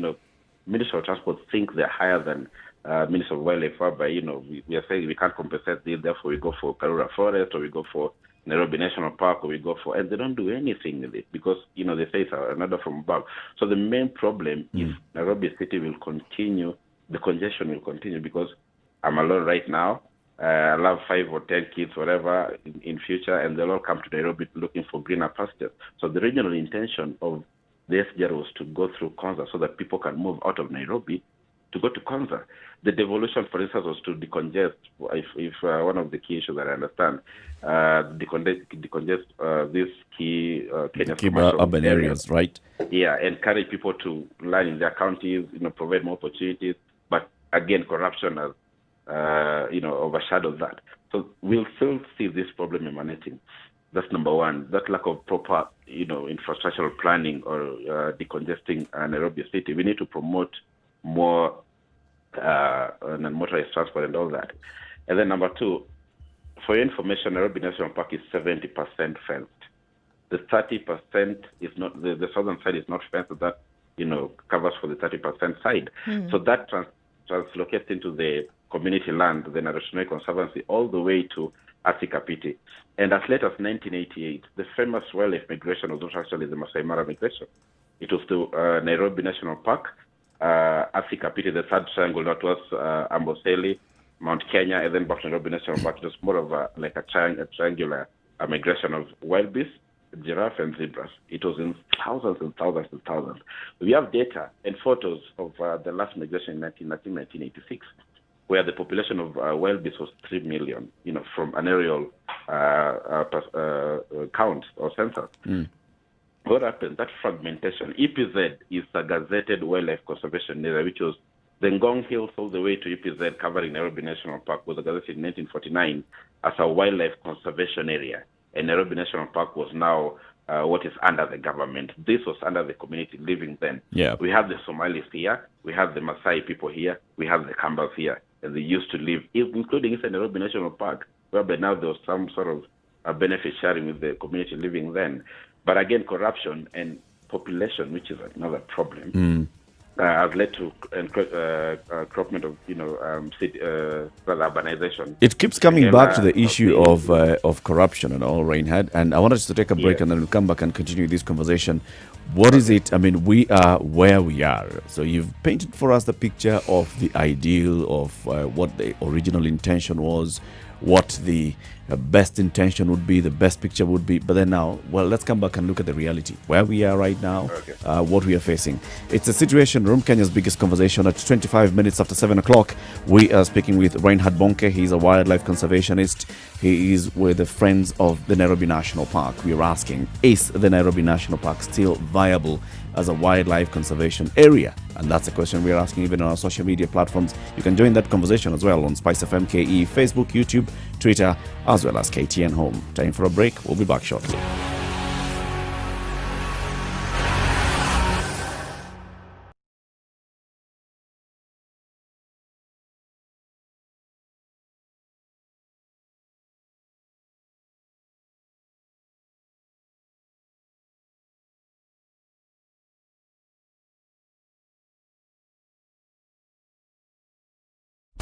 Classic soul, R&B, smooth jazz, neo soul, and nostalgic ballads. Make some noise. Yeah. You're listening to Spice FM.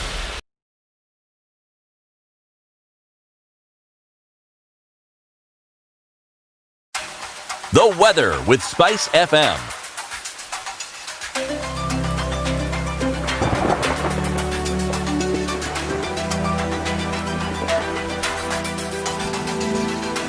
Clear skies in Nairobi at 13 degrees, and the sun is out in all her glory. We're probably going to see that partly cloudy conditions coming later then, with highs of 25. In Nakuru, 14 degrees and partly cloudy, likely to continue this way through most of the day. There's a chance of rain later on. In Eldoret this morning, it is 13 degrees and partly cloudy. We'll see highs of 22 there today. And we'll take a look then into Kisumu, where it's sunny conditions as well at 17 degrees, going to a high of 28 today. And in Kakamega, it's partly cloudy at 15 degrees, a chance of rain later on. It was raining earlier in Malindi, and that seems to have taken a break, but it'll come back later, seeing highs of 26. 22 degrees currently in Mombasa, and only partly cloudy conditions for most parts of the morning. Taking a look then outside Kenya into Kampala, where at 17 degrees, partly cloudy conditions for most of the day. Dar es Salaam at 22, holding strong, partly cloudy conditions and a bit of haze over most parts of the town. Johannesburg at a crisp 7 degrees this morning. We'll see highs of 17 and lows of 4 today. And in Lagos, it's overcast at 26 degrees. We'll see highs of 31 and lows of 25.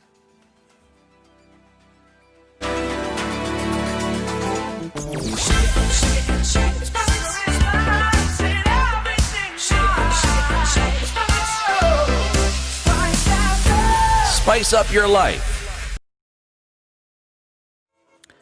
Thika Road doing exceptionally well this morning, moving along just easily from the Garden City towards town. No traffic, well, not in a big way at least, and it's not in a bumper-to-bumper situation. Same thing goes for Mombasa Road today. It's moving along quite well, and no dregs from yesterday, which is a good thing. From Cabanas to about General Motors, you slow down a little bit, but then it'll open up for you thereafter as you get to the Nyayo Stadium roundabout. And then getting into town and through to Westlands using Uhuru Highway, it's a bit slow today, a bit clogged up, but you'll be fine getting in and out of the CBD without too much of a headache. Coming down into town, then from Langata Road and Gong Road is looking pretty good, and from Westlands as well into the CBD. So not much drama today. We like this, don't we? I think so. Spice FM KE. Tell us what you see, and we'll try and keep it easy this morning. Spice and everything nice. Alright, okay. Spice FM. Spice up your life. Mature, intelligent talk every morning. Spice up yourself.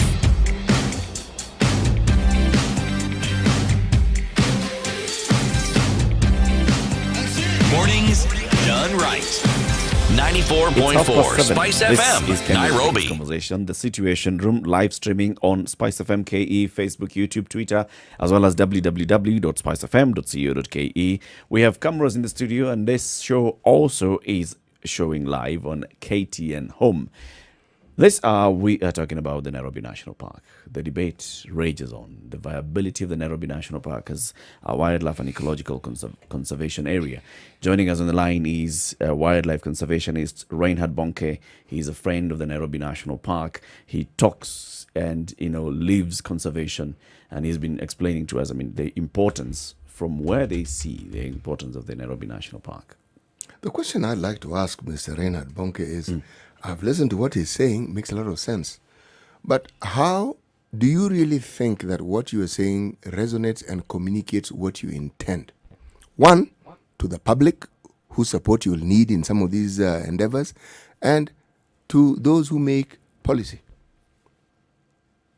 Yes, very much to the public. And just to finish up what I was saying before I jump into that, there's a Maasai community living on the southern side of the park.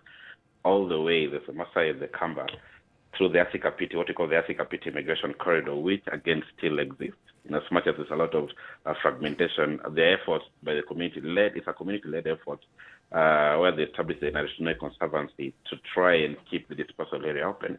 Because in this dispersal area is the breeding ground for wild beasts. You'll go to Nairobi National Park on the rainy season, and you'll never see a wild beast in the park, but you'll see a very small population of zebras because there's still that migration between the park and outside.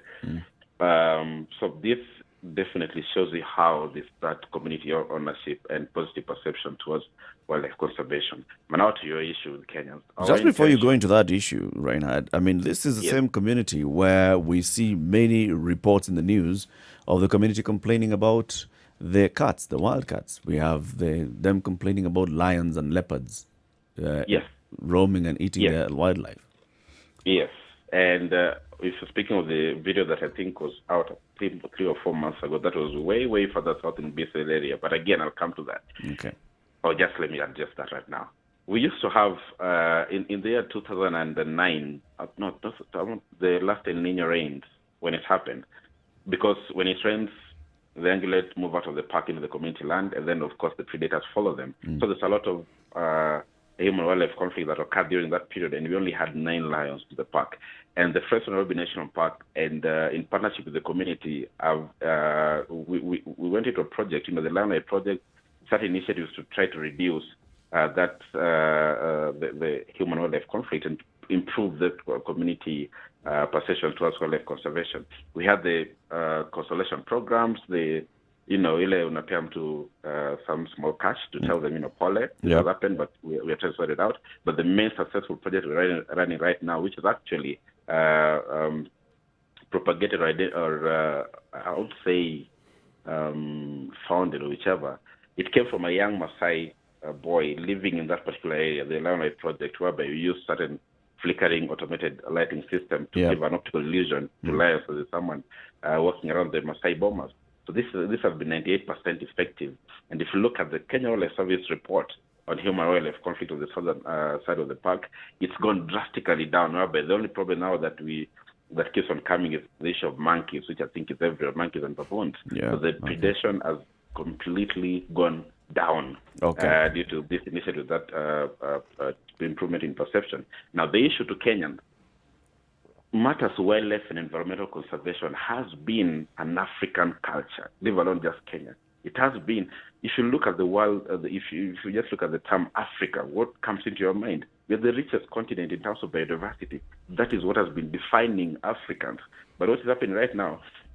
We are trying to go more like China or London. We are trying to become like them while they're busy having this project or a movement called the Regreening Europe. They realize where they made the mistakes, and we are going the same way. So we are losing biodiversity. There's that connection that we've lost. That people and wildlife, while general environmental conservation is gone. Right? If I'm just looking for what is coming on my table, which is understandable, definitely. So what we're trying to make Kenyans see is to create more awareness. And thanks to COVID, this period is the highest time that Kenyans have visited Nairobi National Park, and Kenyans are leading the fight to save the park themselves. It's not more a white man cultural thing, because it's been perceived as a white man project, matters conservation, but this has been our way of life. So our main intention with Kenyans is to reconnect them to these particular conservation issues, and again provide opportunities. I mean, for me myself, I've been on climate change and all these other sectors and all that. And my next key area of focus, aside from doing my master's, is to try to link wildlife conservation and the people outside wildlife conservation, including the media and climate change people and the private sector. So there's never been that kind of synergy between these different sectors. If you go to different conferences, you see the same conservationist faces. But what I'm trying to do is to make it a Kenyan-owned initiative. To the policymakers, in 2018, the CS, Honorable Najib Balala, launched the National Wildlife Strategy, which was more like a good indication back then. And the main intention or goal of this the National Wildlife Strategy, was to maintain and improve the ecological integrity of Kenya's protected areas, not only Nairobi National Park. On the same, he set up a task force to conduct a research on the wildlife migration corridors or movement in Kenya. And they launched the National Wildlife Report on dispersal areas and corridors, which again shows an indication. It's launched a lot of good policy documents, including the National Rhinos Conservation and all that. So what you're trying to do is to be the third eye, to make them live according to what the original intention was back then. Because, for instance, right now, through the current controversial draft Nairobi National Park Management Plan, where they're proposing to have high-end lodges, helipad, and private houses and all that, we objected to it because it went against his own initiative when he started through the National Wildlife Conservation Strategy. So what you're doing is to just make the political sector or the policy makers to just align with what the original intention was with this protected area, to improve and maintain the ecological integrity of Kenya's protected areas, starting with Nairobi National Park. Right, so what you want is that reconnection between Africans and Kenyans to conservation. They should be on the forefront fighting for open spaces, because this is their health, culture, and way of life. If you could do a comparison between what was existing, when you talk about the original agreement and what the original intention was for these areas or these spaces, could you do a comparison between what existed then and what exists now? In terms of wildlife, in terms of flora, fauna, in terms of now what you call endangered species? I'll take the policy route. The major problem with the major conservation challenges, just an environment challenge we've had in Kenya, is that lack of mainstreaming of matters wildlife conservation. No, Reinhard, because what I'm trying to get to somewhere with this so that I can ask my next question. I'm looking at specific populations. What existed then and what exists today? Like in terms of numbers? Or generally? I gave an example of lions. We had 9 lions back then before we had these good policies coming up. And right now, due to this, again, good political goodwill and involvement of people like us in the conservation sector, we now have 48 lions in Nairobi National Park. Okay. Rhino population was going down, but due to this initiative, they've gone up. So you can see, because of these interventions or because of this prolonged protectionism, as it were, that you see an increase in these population, animal population, for example, or flora fauna population because of that, right? So with this taking place, can you see that there would be a need for the increase in value of the park, for example, as a good reason to keep it around? You're talking about the financial value? Oh, I'm talking about Value in, Value- in its Value. entirety. completely, and it could be Definitely, financial. It definitely. could be something that you have as a resource that other Definitely. people from other countries come to see. It could be something you talk about Definitely. carbon footprint, for example, across board. Definitely. If all these interventions, again, we have very good documents. Kenya, we are very perfect at producing policy documents and all that. But the issue is the implementation, and that's where we come in to ensure we just like watchdogs. You're like, Minister, after you've gone a bit wrong. Maybe just go back to your original intention, because how they did it was through a proper consultation with the stakeholders involved in the community. So yes, with this intervention, we'll see giraffe population going up, because again, this park hosts the Maasai giraffe, which is highly and critically endangered in Kenya or in Africa. So these initiatives, if implemented, and they're being implemented slowly but surely, will ensure that our open spaces are protected. But again, is this really, do we stop at that? No, because today it's with Balala, who might have good intentions. The next time it might be with someone else who may not even see the sense of conserving wildlife, for instance. So again, I still insist on the role of media, which I really, really highly appreciate. And you guys have really helped us in this period to make Kenyans aware of these open spaces. So the But leadership Reinhard, ownership- are those Kenyans going to benefit from this value that you're talking about? Yes, For instance, yes, look yes. at the numbers, and just going the same way that Ndu was asking, let's look at the numbers of the people who visit the Nairobi National Park on an annual basis. How would you put those numbers comparatively in the last 5 years? The last 5 years, from looking at the data of Nairobi National Park, for instance, or just generally Kenya's particular areas, the tourists, the local tourists have been high. Actually, it's the highest income compared to the international tourism. I was also shocked when I saw this data. So Why were you shocked? improving. I mean, generally before I tried. There was a time I was on media when I was trying to volunteer for KT and all that, and the reason why I left is because I was told that environmental study doesn't sell, and it's boring, and you either need to come in as a political something, take that route. Back in the 5 years back, that conservation of tourism was not something that Kenyans could really buy into. There's this perception that it's a white man thing or a Kenyan elite initiative or whichever. So, which again leads to the role of this private sector, the tourism industry. More Kenyans have won the tour companies and such initiatives. They take many Kenyans to these protected areas. So that appreciation of what we see and the people taking photos, sharing on social media and all that, But has led to more Kenyans visiting this protected area. So over the But last if you 10 look at years- it comparatively, with a population of 4 million plus residents of Nairobi, vis-a-vis the number of people who go to the Nairobi National Park in any given month, can you say that the people of Nairobi are enjoying what they have Yes. here in the Nairobi National Park? Yes, definitely. For instance, recently you saw a photo of a lion on top of a pile of some, a heap of soil and all that, looking into the SGR. It was communicating a lot, and it trended for 3 days locally. Kenyans were fighting for the park. It showed you that they loved what they saw. If they didn't like it, Kenyans on social media, you mean, not Kenyans?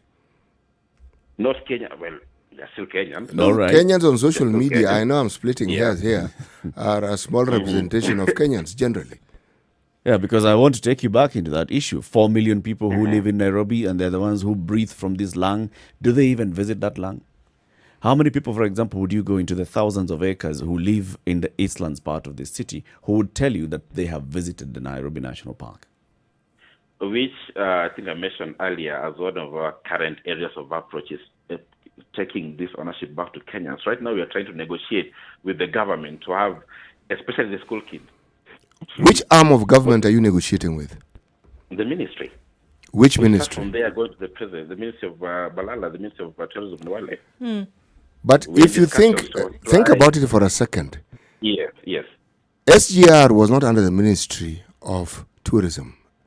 Neither was the Southern Bypass. Neither is the immigration department. These are different. These departments fall under different ministries. Is that not so? Yes.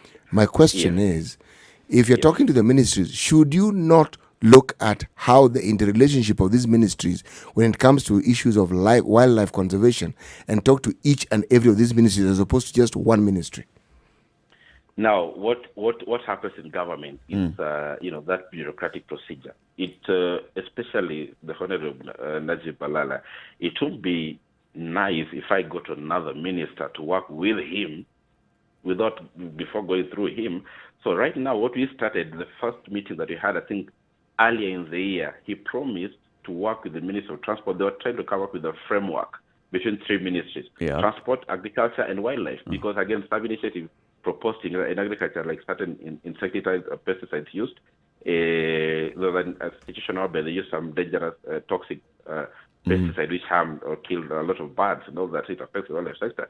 So we met, identified the challenges, and we're using him to reach through those other ministries. There's something called bureaucracy. So we don't have that mandate. We have, yes, we can go straight to the president, but if you ignore the middle level kind of, engagement from the down to the middle to the whatever to the top, I mean, we'll fall, because they'll think more of we are trying to show his weaknesses or whatever to the big boss. So it's something that is ongoing, and through the National Wildlife Strategy, which you can go through, there is that initiative through this engagement with us, where they call the plans to have, they call it the campaign to the Kenya's Wildlife and Wildlife for Kenya's campaign. So which has bore fruits, because they have this Mabingwa youth program targeting the less privileged youth and all that. It's a work in progress. It's not something like we can say 4 million people are going to the park. We're also trying to make sure that someone from Dandora, someone from Kariobangi, someone from Kibra, which you're already working with anyway, the schools there, go there. So it's more of a work in progress. That's why these policies or national documents or strategies that have been implemented and launched by the minister, backed up by the president, we are working, making sure that they implement this. So it's a work in progress that through people like the media, which plays a key role in informing Kenyans on the benefits of the protected areas. Reinhard, do you know how many people transit through JKI prior to COVID? Do you know how many people transited through JKI annually, on average? I'll tell you, it's around 6 million people, right? And the layover is around 4 hours. Yes. If you look at the proximity of JKIA and the national park, not far.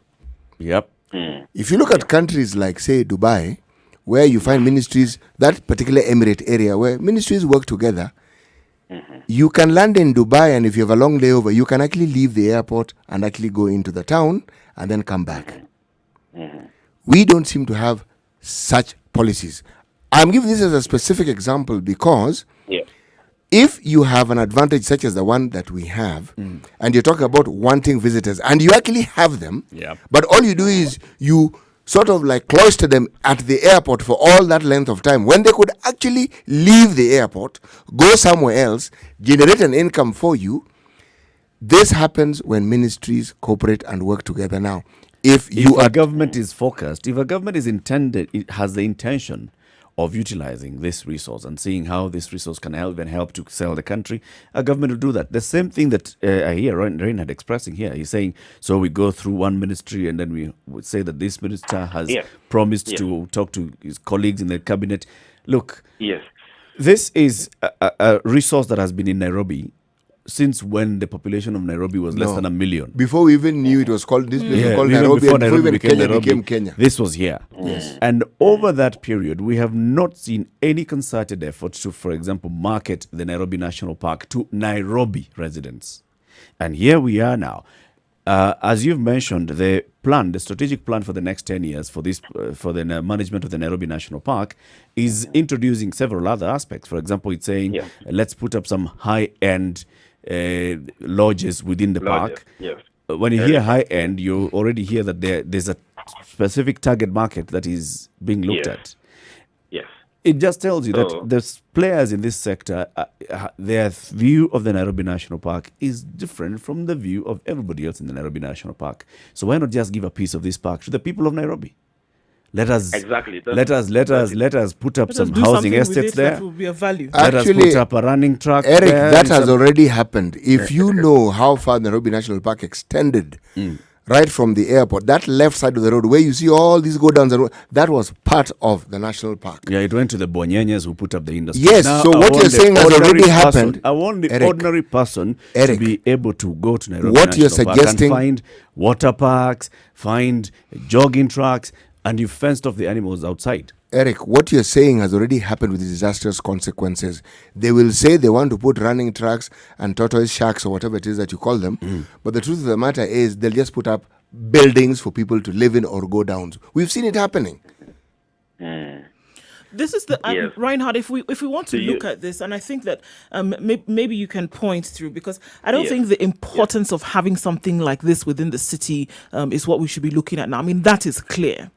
However, it can't be that the argument continually rests on the fact that it is unique. Just like Yeah, Eric yeah. said, there must be something more that can be done. Just like Yeah. CT said also, like now coming out of the airport, if I have 10 hours to kill, there must be something that I will be able to do. And here's this resource less than 10 kilometers away from the airport that you can actually do something within, right? I'm saying it's great to talk about conservation. It's great to talk about protectionism, but there must be something more that you can do with it, because the danger that lies when you don't do something is that people will say, this is an idle piece of land. The 48 lions that are there can be relocated somewhere else and we do something else with it. So there should be much more that can be done, as opposed to, which is what it looks like, keeping on this choir shouting about protect the park, protect the park, protect the park, which is great. However, Yes. is there something Yes. more that can be done with it so that the value that lies within then is apparent to the people? Forget about foreign tourists. Nairobi. And conservation is like Is that you who look at is that possible? as black rhino as something that's endangered. I think even the Rhino is a focus, rhino. if you ask me, the focus It's a on rhino. Nairobi National Park is good, it's excellent, but the focus should be Nairobi. Exactly. Yes. The focus should be Nairobi. Because if you look at East Africa and if you look at the world, Nairobi is probably one of the most livable cities on this planet. Nairobi. Yep. The temperature is near perfect. It's around 26 degrees. Dar es Salaam is hot. Addis Ababa is on a hill. 1/3 of Kampala is a swamp. I am not trying to put down these places. I'm simply saying there's a uniqueness that Nairobi holds that is an excellent selling point. So when you bring in the national park, it's that value addition now. Yeah. exactly. It But can't- Nairobi isn't even sold properly. And this is why I go back and Reinhard, maybe you can answer this question in terms of the planning and all these other things, that a lot more can be done. A lot more can be done. And I can understand why it's necessary to have, the singing from the bleachers. But I think it's about time now that, this chorus needs to get onto the stage now and say, okay, we have these animals, it's a wonderful thing. We have this flora and fauna, endangered species that the world can come and see. There must be addition of value. Can there be Definitely. addition of And- value? Definitely, and like I mentioned before, there's a lot of things that you're working on. When SGR happened, when wildlife was under the Ministry of Environment, and I remember the first meeting when it was taken back to tourism, we had a meeting with the CS, and the entire, what I call them, the high table, the high level, the CS, the PS, and all that, they mentioned that, quoting them, Reinhard, I remember seeing you on TV, demonstrating against the SGR. There's no any cabinet meeting where the issue of Nairobi National Park was mentioned. Yeah. So it should be how much we lacked. The person who was leading this docket then never, took our issue serious. They got the order from above or from whichever ministry, they followed the order. So when he came in, the CS came in, Balala, we had a meeting. He said we need a strategy. We need to do this. We need to do that and all that. So when he came in, we worked properly and developed the national wildlife strategy, which had good intentions, and all those things that you're talking about, value addition and all that, were all included. So what are you doing right now? Trying to make them live by the book. What they did that time, the original intention of the policy, make them implement what we have. In terms of improving the value of Nairobi National Park and all that, it is a role. I think we need to spearhead this, but when that ownership is taken by Kenyans, the media houses, covering all these issues at prime hour, for instance, such as this, making more Kenyans aware of that. It's more of an integrated approach. So right now, what you're working on and still engaging the minister on is to have a framework between the Ministry of Livestock, because we not only want to focus on Nairobi National Park, we have Amboseli, which is also the next to face huge threat if we fail here. Because whatever happens in Nairobi National Park now will determine the fate of 9 other parks. So we are working on having a framework of engagement between the Ministry of Transport, which has been the major culprit, Ministry of Tourism and Wildlife, and the Ministry of Livestock. So it's a work in progress, but again, I can assure you there has been an improvement over time, which is still... So you what we see right now you is think still the thing, it's actually getting better, as you say? It's getting better. If Okay. you look at those documents, there's a national planning framework that was launched, it's a national wildlife, whatever. Yeah. So we make them see the need, and they listen.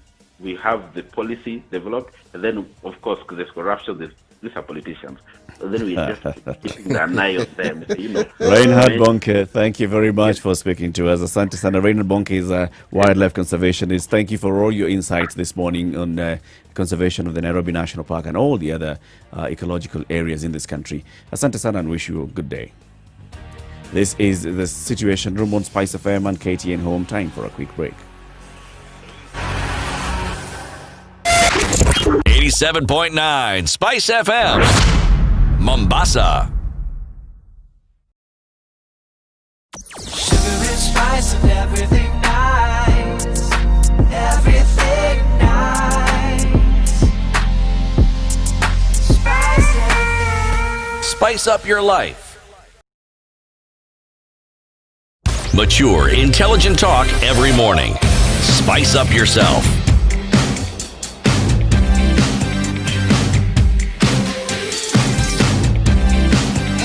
Mornings. I mean, and it's the same thing that you're saying. It's all about how you package this park. For as long as people look at the park and they see it's a place that they never enter because it's a place where tourists go, and I'm not a tourist, so I'm not entering there, and therefore they don't even get to interact with it. As long as there's no community involvement in this park, then it's just going to be one of those things. It's true. If you don't have the buy-in from people, forget about it. Because it sounds like something so comical or even rudimentary, because I thought of the person who is struggling for their daily bread thinking, all right, there's a giraffe somewhere that might be inconvenienced if the park is taken away. And actually the thought never crosses their mind. It really doesn't. So until people start to see the value in something like this, you might as well forget that argument. Because it's not gonna happen. When do you begin to inculcate this idea? of It had importance? to have been from a very, very You low level. let's go back to school. It had to have been at school, because it's going to be very difficult for you to convince a grown man or woman the importance of a rhino breeding sanctuary. What? Where would it ever feature? How does it even? Without them having grown up with that kind of value embedded in their thinking or in their psyche. It would be very difficult then to try and inculcate that in the future. Without somebody who have a broad view or broad understanding of why conservation, for example, is important, or why it is that when you look at a unique position that Nairobi has, for example, in the entire region, for them to get an understanding or an appreciation of why that is important. If you didn't do that from the time that they were younger, if you didn't do that from the time that they had this blank canvas upon which they were learning, then it would be very difficult to do it later. It would be hard. And that's why then you will need the endless and incessant campaigning and building of awareness in the future. And if you're not ready to do that in the future, when you didn't do it in the past, then unfortunately it looks like a losing battle. When you look at it and, all the commercial interests surrounding the city, and especially even the dispersal areas, we talk about the entire area of the Athi Kapiti Plains and how EPZ was put up there. We've seen new housing estates coming up there. Yes, the area has not been fenced off from the park, but people who live around that area just see the animals a nuisance.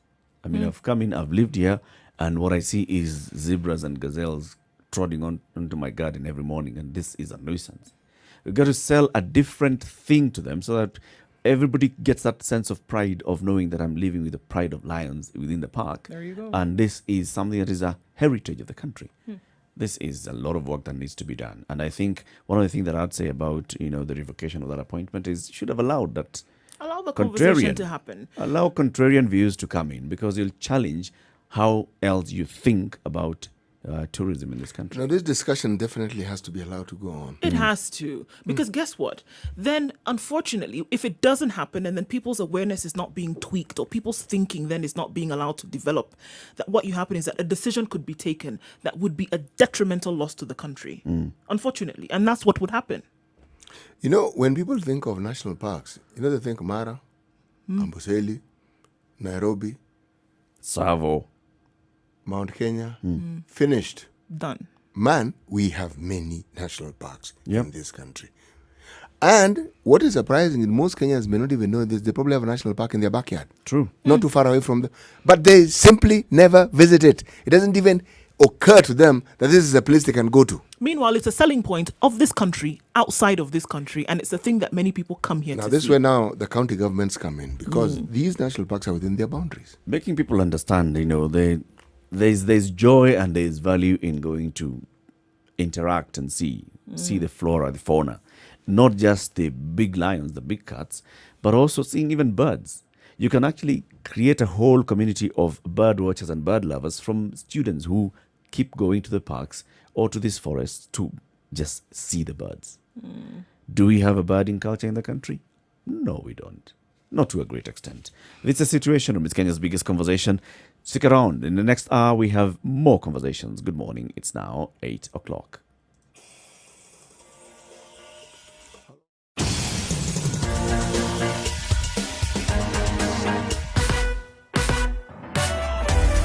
Sugar and spice and everything nice. Spice FM. Spice up your life. 102.5 Spice FM. Kisumu. Okay, let's see what it looks like in certain parts of the city. It's building up in some areas, but it's not too terrible. Let's look at Jogorodo. It was building up and getting to the city centre from the city stadium roundabout, either to industrial area or then towards the CBD. It's not too terrible. And on Thika Road, getting into the CBD as well, it looks pretty good. Mombasa Road is not giving up those terrible vibes, thank goodness. It's not too crazy as it was yesterday, and it's moving along. We not have much traffic this morning. We'll take a look at what it looks like in a short while. Not to forget, you can also tell us what's happening on your side of things. Spice FM KE, that's how you can reach us on Twitter. We'd like to see what's going on in your neck of the woods. Nothing too crazy, we hope. If there are accidents or incidents, let us know. Alternatives that you can use that we can share with other people.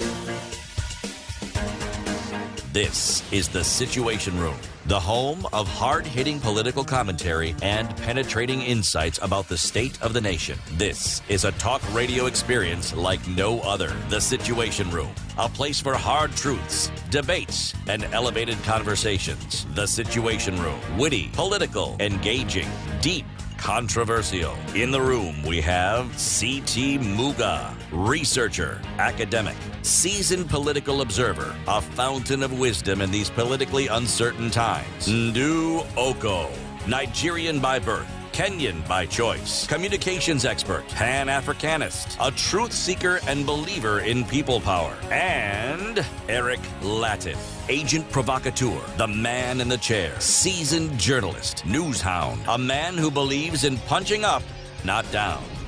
This is the Now 2 minutes Situation after Room. 8, and thank you The very much for tuning into the Situation Room right here on Spice FM and KTN Home. On Spice FM, we are in Nairobi on 94.4, Mombasa 87.9, 102.5 in Kisumu, 96.0 in Nakuru, 96.7 Eldoret, 90.9 in Nyeri, and Malindi 97.7. We also live stream the show on www.spicefm.co.ke, as well as live streaming the show on our digital platforms, Spice FM KE on Facebook, YouTube, and Twitter. And also remember, for the next hour as well, we are still live on KTN Home.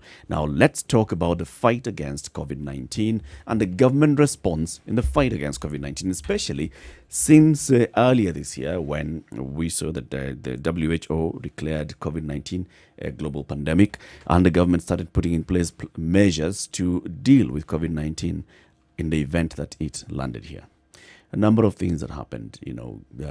Many pronouncements by the president, formation of a national emergency response committee chaired by the cabinet secretary for health, including other cabinet secretaries who are involved in various aspects that would help in the fight against COVID-19, creation of task force that brings in expertise and people from the counties. So there was proper structure put in place. And then when the first case was announced in the country on the 13th, Friday, the 13th of March, 2020, measures were then announced immediately by the president. 1, close schools. 2, let's as much as possible avoid going to work if you can avoid going to work. And in fact, even he directing his own government workers, try as much as possible not to go to work. So people started working from home. And then now the conversation started now coming back from the population. We need support from the government. We are losing our jobs. We have lost our incomes. We have shut down our businesses, especially those in the hospitality and other sectors. And all this has brought us to where we are now, 127 days later. Is it 127 or 167 days later? We are at a point where very many questions have now emerged. So looking back, who knew what when? What decision was made by who when? Why? What was followed up by that decision? We have received money in terms of support from development partners, from the World Bank, from other well-wishers. We have received donations in kind. Where did they go? Reports start emerging. Oh, these things arrived at the JKIA and then they found their way out of the JKIA in a manner which is not clearly defined. All these issues have made Kenyans start questioning what exactly has happened in the fight against COVID-19. And one such person, one such national leader who's come out strongly is the NARC Kenya party leader, Martha Karua, who yesterday had a press conference and she released a statement and she said, look, we need answers. And these answers must be given by the president as the head of government and other government officers. And Martha Karua is now joining us on the line. Good morning, Martha. Morning. Thank you very much for speaking to us this morning and welcome to the Situation Room. Thank you. Yesterday we saw you and you came out guns blazing. You basically took us around what has happened in the past in the fight against COVID-19, and then you came up with a list of demands and said among the things that we want is clear and proper leadership from the top and answers and audit of what has happened. Where is our money? Where are our PPEs? What made you get to this point? I think things have been building up. We've had reports that the PPEs donated to Kenya by people, among them Jack Ma, found their way to the cartels and were the ones being sold back to the Ministry of Health. We've had reports of hospitals across the country not having PPEs for the health workers. Infections for the health workers are now past the 700 mark.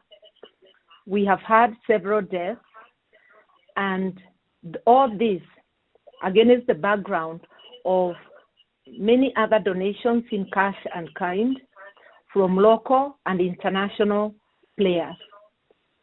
And this now calls for accountability from the government. We need to know what has been received, where has it gone? If it's money, how has it been allocated? If it is in kind, to which institutions did it go? And what are the quantities? This is what we need to know. And this is a process of accountability provided for in our Constitution and in our laws. It is the very least we can demand as citizens.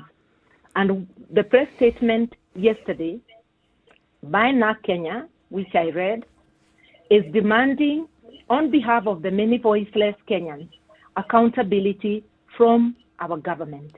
We're saying enough is enough, and we are saying that the responses of the government so far are totally inadequate.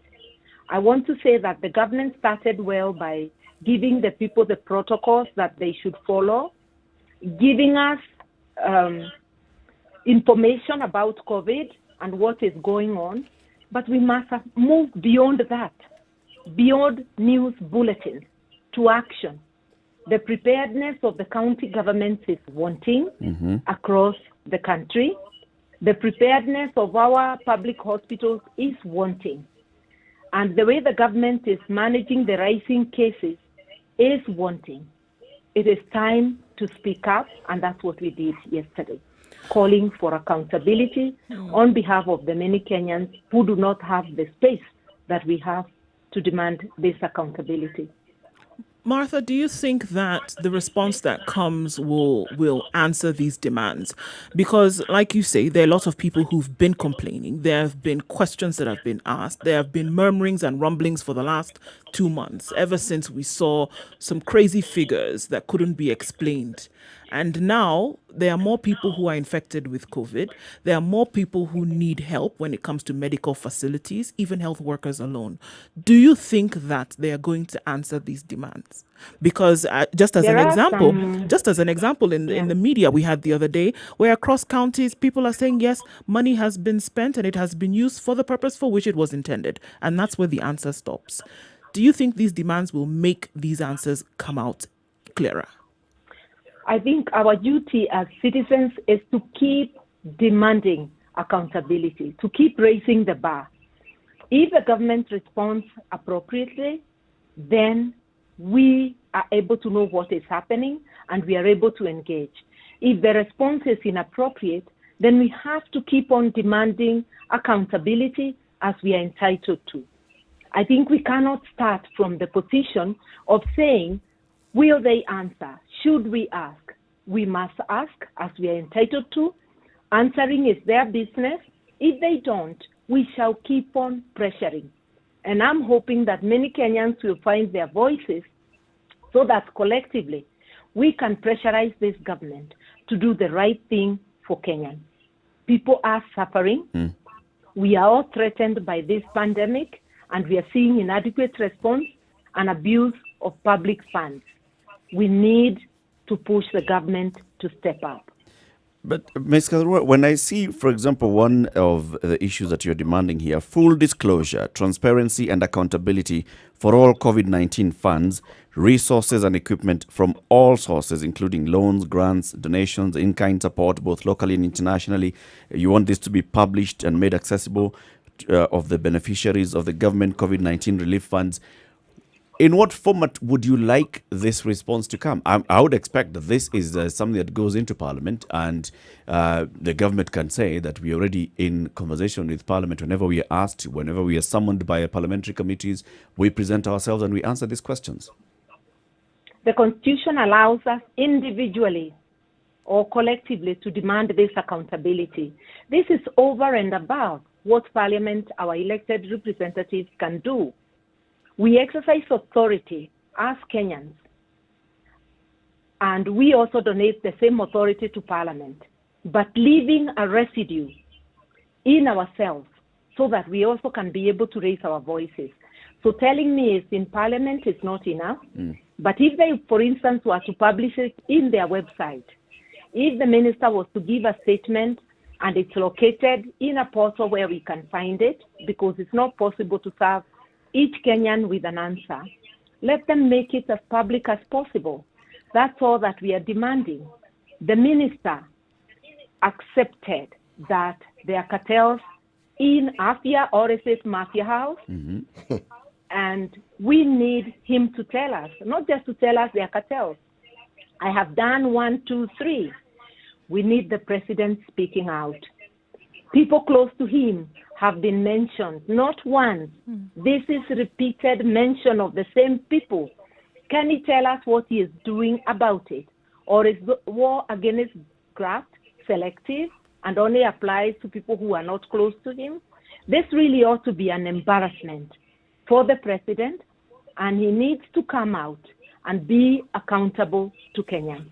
That's all that we are saying. And for the Ministry of Health, PR tours to counties that are doing better are not sufficient.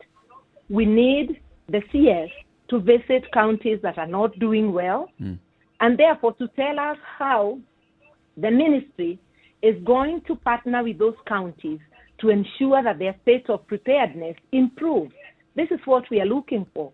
A pandemic is not something that individual counties can fight on their own. There must be collective action where the national government is closely collaborating with counties. And that's what we are looking for. Strategy of fighting the pandemic has not changed since they started giving us the daily news bulletin. The figures are rising. We are now close to 27,000.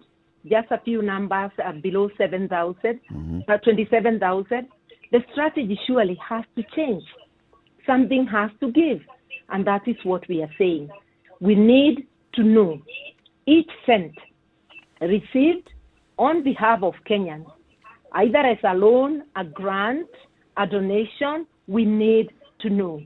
We also need to know the money is mopped up from the budget by way of supplementary budget, the budget that is there, and we need to see reallocation of money to the fight of the pandemic. Would this, however, not just be diverting the attention and the focus of the government from fighting COVID-19 to ticking boxes and satisfying the population and saying, we need to give you all this information? After all, we have the Auditor General's office, which will come in and seek answers, and it'll get the answers. We have the parliamentary committees that seek answers, and they get answers. And when these answers go to these public bodies, then they are accessible to the public. I think on this close to the 10th anniversary of the Constitution, the fourth estate should be on the forefront of informing Kenyans, not throwing doubts on the citizens' right to demand for accountability. The government on its own attempts to do daily briefing. So how is a demand for accountability a diversionary tactic or diverting attention? I expect you to be affirming the citizens' right to demand these answers, especially in the wake of allegations of corruption right at the heart of the Ministry of Health. And this accountability should be a matter of course. The ministry, anything it does ought to be documented. So it should be very easy to get officers in the ministry to compile the data that is required and to put it in a public place where we can know. How is it diverting attention? Asking that the donations in kind by Jack Ma, for instance, will be shown how they were distributed. Surely there must be a record somewhere. Yep. So that we stop thinking or hearing tales that they were received at the airport by cartels with authority of insiders at the ministry, and they are the very same ones that have been sold to KEMSA at exorbitant prices. What would be better for the ministry and for Kenyans than clearing the air on such matters? And also the use of cash. No cash is disbursed without a record. So what we are asking for is not rocket science, and it is a right in the Constitution. It is a principle of prudent management of public resources. You must have a record of everything we do. That you ask, I believe, is appropriate and not only timely but appropriate. Where the bottleneck and the issue comes in is this. Such questions have been asked before. Civil society has asked these questions, has pressurized. But the results that we've received when these things have been asked seem to be the same. How do we know that this demand that you've now put across will bring about different results from the ones we've experienced in the past? I hope you're not suggesting that merely because the government has failed before, we should now be complacent. Our right, our duty as citizens is to keep asking, keep on knocking on that door, keep demanding accountability. And I tell you, the more the voices, the government is going to be compelled to come out and answer these questions. Also, the reason why I was bringing in other Kenyans to join and raise their voices, demanding accountability from this government. And we've been at this for a while.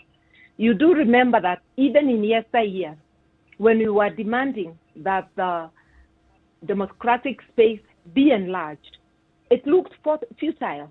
In the end, always, the voice of the people triumphs. I'm therefore confident that we are on a journey that we are going to succeed and that we have to keep sustaining the pressure. I guess what you're hearing here is the frustration from media and public in terms of whenever questions are raised, the answers that come in the same format. That we have responded, we have presented a report. We have responded to the Auditor General's queries. The Auditor General's report is out. What other format would we get these answers immediately, so that we don't have to wait until the Auditor General goes to conduct a special audit, like she said the other day, or until Parliament conducts a special hearing on this particular matter? We have not asked for the Auditor General's report. We just want a record. Those are the records the Auditor General may use in his audit. But for now, we are saying give us records. And there are remedies in the same constitution and in our laws when the government fails to respond to the public. I am not going to sit here and say we will do 1, 2, 3, because this is not a journey of Martha Karua or of NAK Kenya. It's a journey of many Kenyans. And I know there will be multiple actions. Kenyans are active. We've seen them exercise their rights and enforce them in different forums. And I'm saying it is about time, dear Kenyans. Let us do this together. We must get accountability. How would we rally Kenyans to together ask these questions of the government? Now, you've worked in government before. You've seen, even when you were serving in government, civil society, for example, and other cadres of Kenyans would ask questions, and the government would have similar responses to what we are seeing today. How would we rally the public so that it can get better answers? Not true. The government I served and the period I served, answers were forthcoming. Maybe not from every ministry, but when I was in water ministry, my duty was to give more information than you have demanded, because that's what is expected of me. When I was Ministry of Justice, I gave information that was not even favorable to the government and even to some of my colleagues. We must come out of the mindset that the government must be minimalist in the information it gives. We must become transparent and accountable as demanded by our constitution and as demanded by Kenyans. And government must learn to bear all. When you see people not bearing all, they are confirming the corruption and the mismanagement that we are talking about. So with what's happening with COVID now, this is not just a problem that started with COVID. This is obviously something that has been there when we talk about inherent and endemic corruption in a government. So it's another way in which this has been shown. So are you saying that this presents another opportunity to keep the government, or to ask the government then to be righteous, whereby there are piles and piles of examples where this has happened before? What would make them sit up and pay attention? We recognize that this is not the first time, and we did acknowledge that 2016 there was a big scandal at Mafia House, which the press has referred to as the Mafia House scandal, and which today answers are not forthcoming. The fact that there have been many corruption scandals which have almost numbed the senses of right-thinking Kenyans is no reason for us to sit back and sort of accept the situation. We are saying we must keep pressuring the government. We must keep calling it to account. We cannot afford to be complacent. And now that they are shamelessly looting money and equipment meant to fight this pandemic, threatening our very existence, and failing to support Kenyans who cannot put on their plates. Therefore, a double existential threat: the threat of the pandemic, the threat of livelihood. This is a time to keep the pressure up. The government has to respond to the demands of the people, and if it doesn't, the people must keep on pressuring. A breaking point will soon come if appropriate response is not done. demanding accountability. That's what we're doing this morning. And joining us is NARC Kenya Party leader Martha Karua. We are talking about accountability for everything that has been, the decisions that have been made, the funds that have been utilized in the fight against COVID-19. The party yesterday came out with a statement which was read by the party leader Martha Karua, in which they are demanding various answers. They're saying, for example, we need leadership on the issue of education. We need answers on how money has been spent so far in the fight against COVID-19. We need answers on the decisions being made at the county level on the fight against COVID-19. All this is what we're discussing this morning right here on Spice FM, broadcasting on Spice FM and also on KTN Home and on our digital platforms. Time to take a quick break at 23 minutes past 8. This conversation returns. Keep it right here.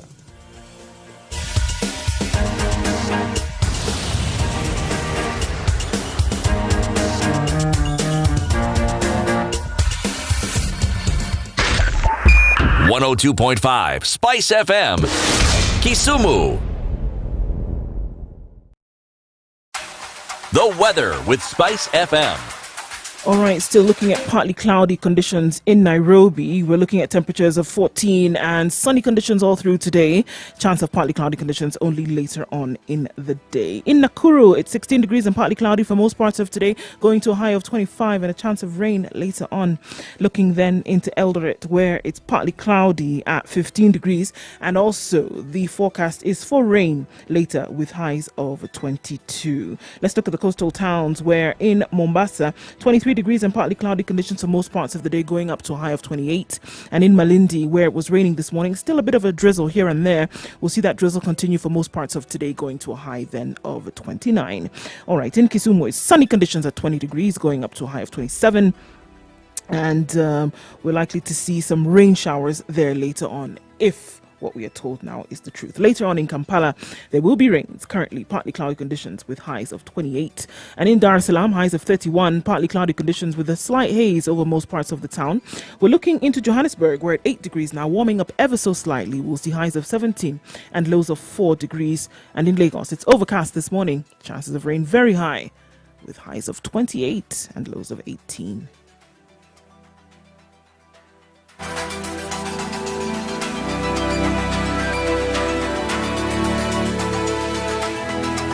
Are you ready?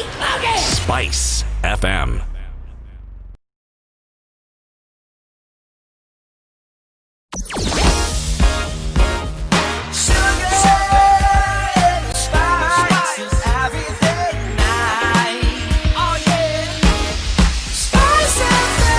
Spice up your life.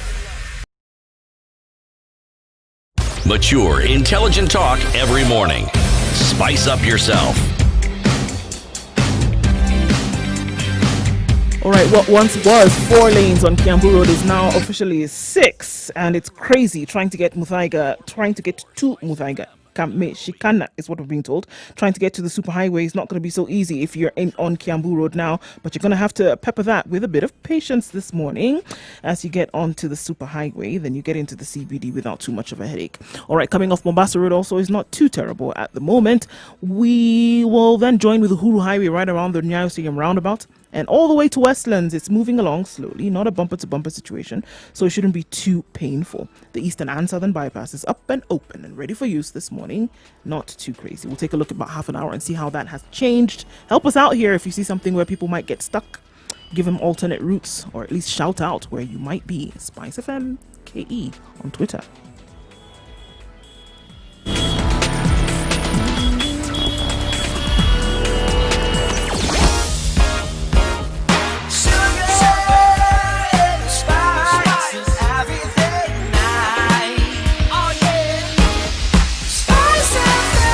Spice up your life.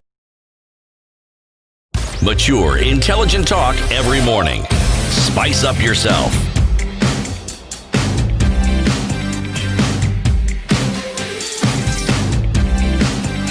Mornings done right.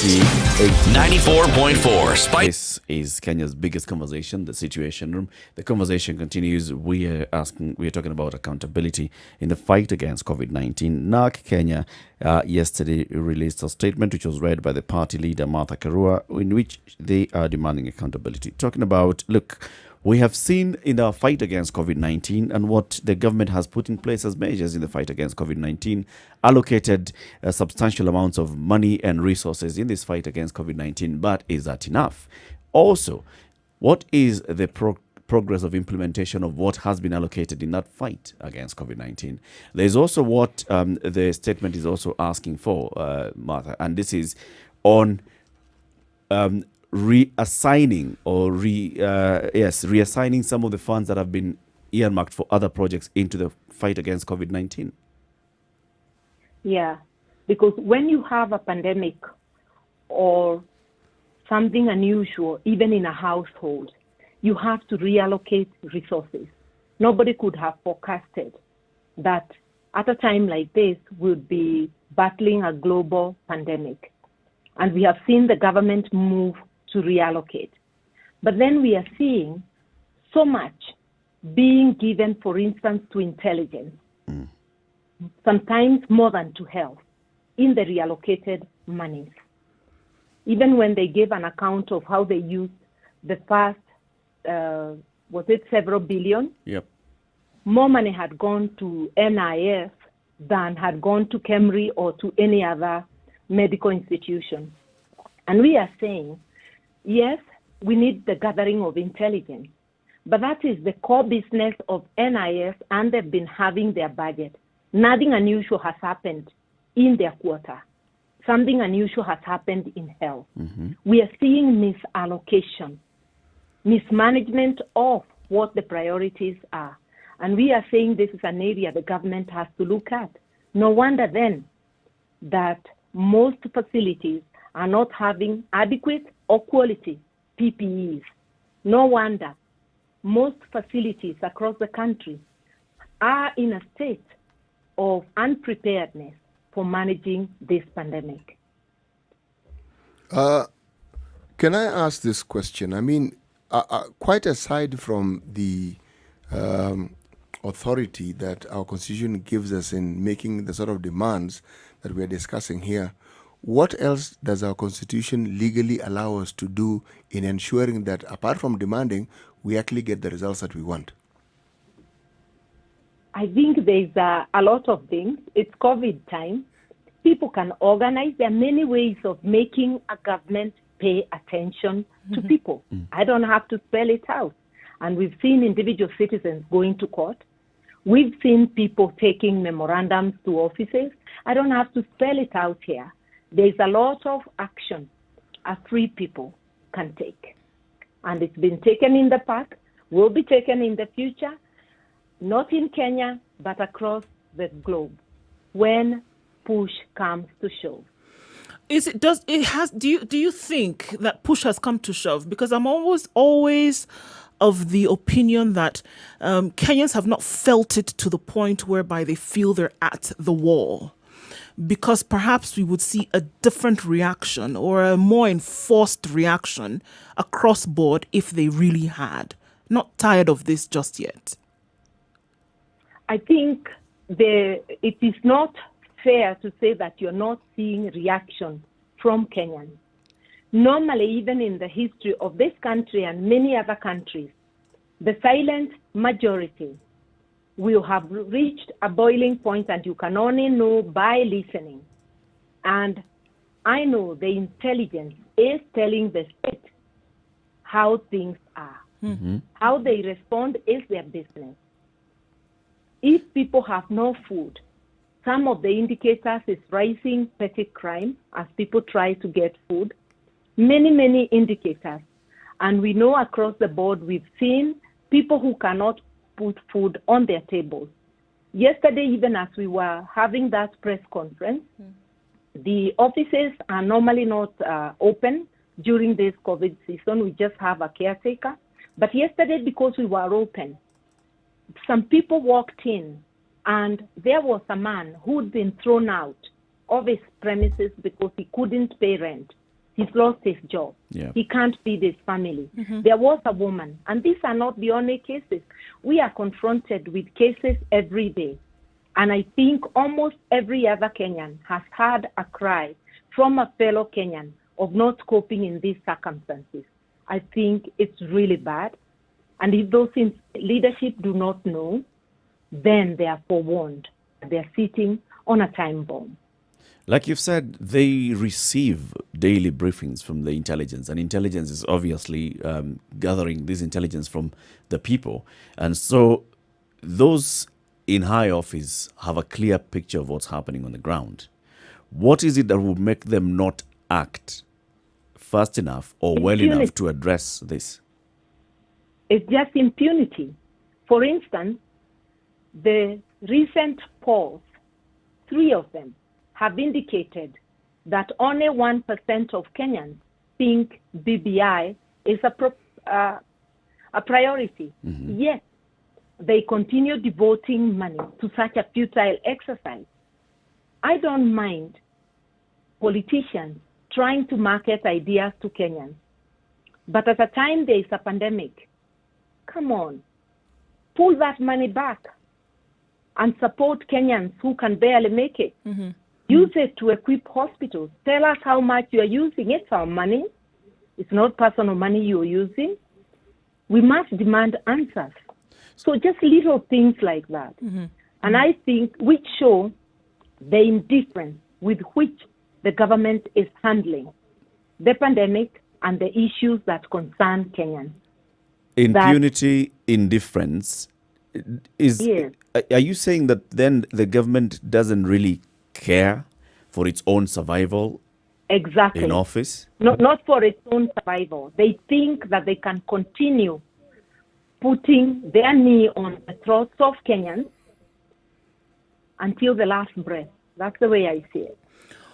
When you are in government, how would you deal? I mean, because we talk about now that the intelligence is available across board. You know what the heartbeat of Kenyans is at any particular time because you're given that information. How would you deal with something that came to your desk? I mean, sitting in cabinet and you know that this is what happened. How then was the response for whatever it was? You raise your voices in cabinet, which will inform government response. And if you're totally unhappy about responses to matters and you feel you cannot be party to, I left government at that point. But I know that initially the government I served was very responsive. But when they became totally indifferent, that's the point at which I left. Because it's untenable. I want to focus on other elected leaders, and these are members of parliament, both in the National Assembly and the Senate, who are supposed to be, like the watchdog of the public on how the government is running its programs. What would you say? I mean, this is the same parliament that has passed a budget that is allocating the amounts of money that you're saying allocating to intelligence and other areas, and not allocating, like you say, enough to the fight against COVID. What's their role in shouldering this blame and this burden? I would say that they have also not handled their responsibility properly. We have seen the Senate demanding accountability, and also Parliament did demand accountability, but there is no follow-through. Those reports have not been given to Parliament. You remember the questions about the mandazis and tea? Yep. Answers have not come. And I wouldn't be surprised if we were to later find that a member of parliament or two are also entrepreneurs in the matters. And I am saying that the current parliament has as many entrepreneurs as the outside has. And when people start to focus on self-aggrandizement instead of service to the people, then the service to the people becomes the casualty. And across government, because government is the executive, parliament, the judiciary, across government, the bar is not raised high because there is insider involvement is happening. So the people are left to ask the questions themselves. Mheshimiwa, you said that when you were in government, the government that you served in that time began really well. What happened? Yeah. What is it? I'm asking an academic question. What happens to people who begin so well and then turn out to be some of the worst leaders that the country can ever actually even think or talk about? it's always self-interest. And when the capture is government-wide, and when it is more people in government, not less, then it leads to a collapse of service delivery. No government is perfect, but I know that when the first Kibaki government started, a majority were totally consumed by changing the way things were. And that's why change did occur and began to occur. Then contamination slipped in, and which manifested itself more the second term during the coalition government.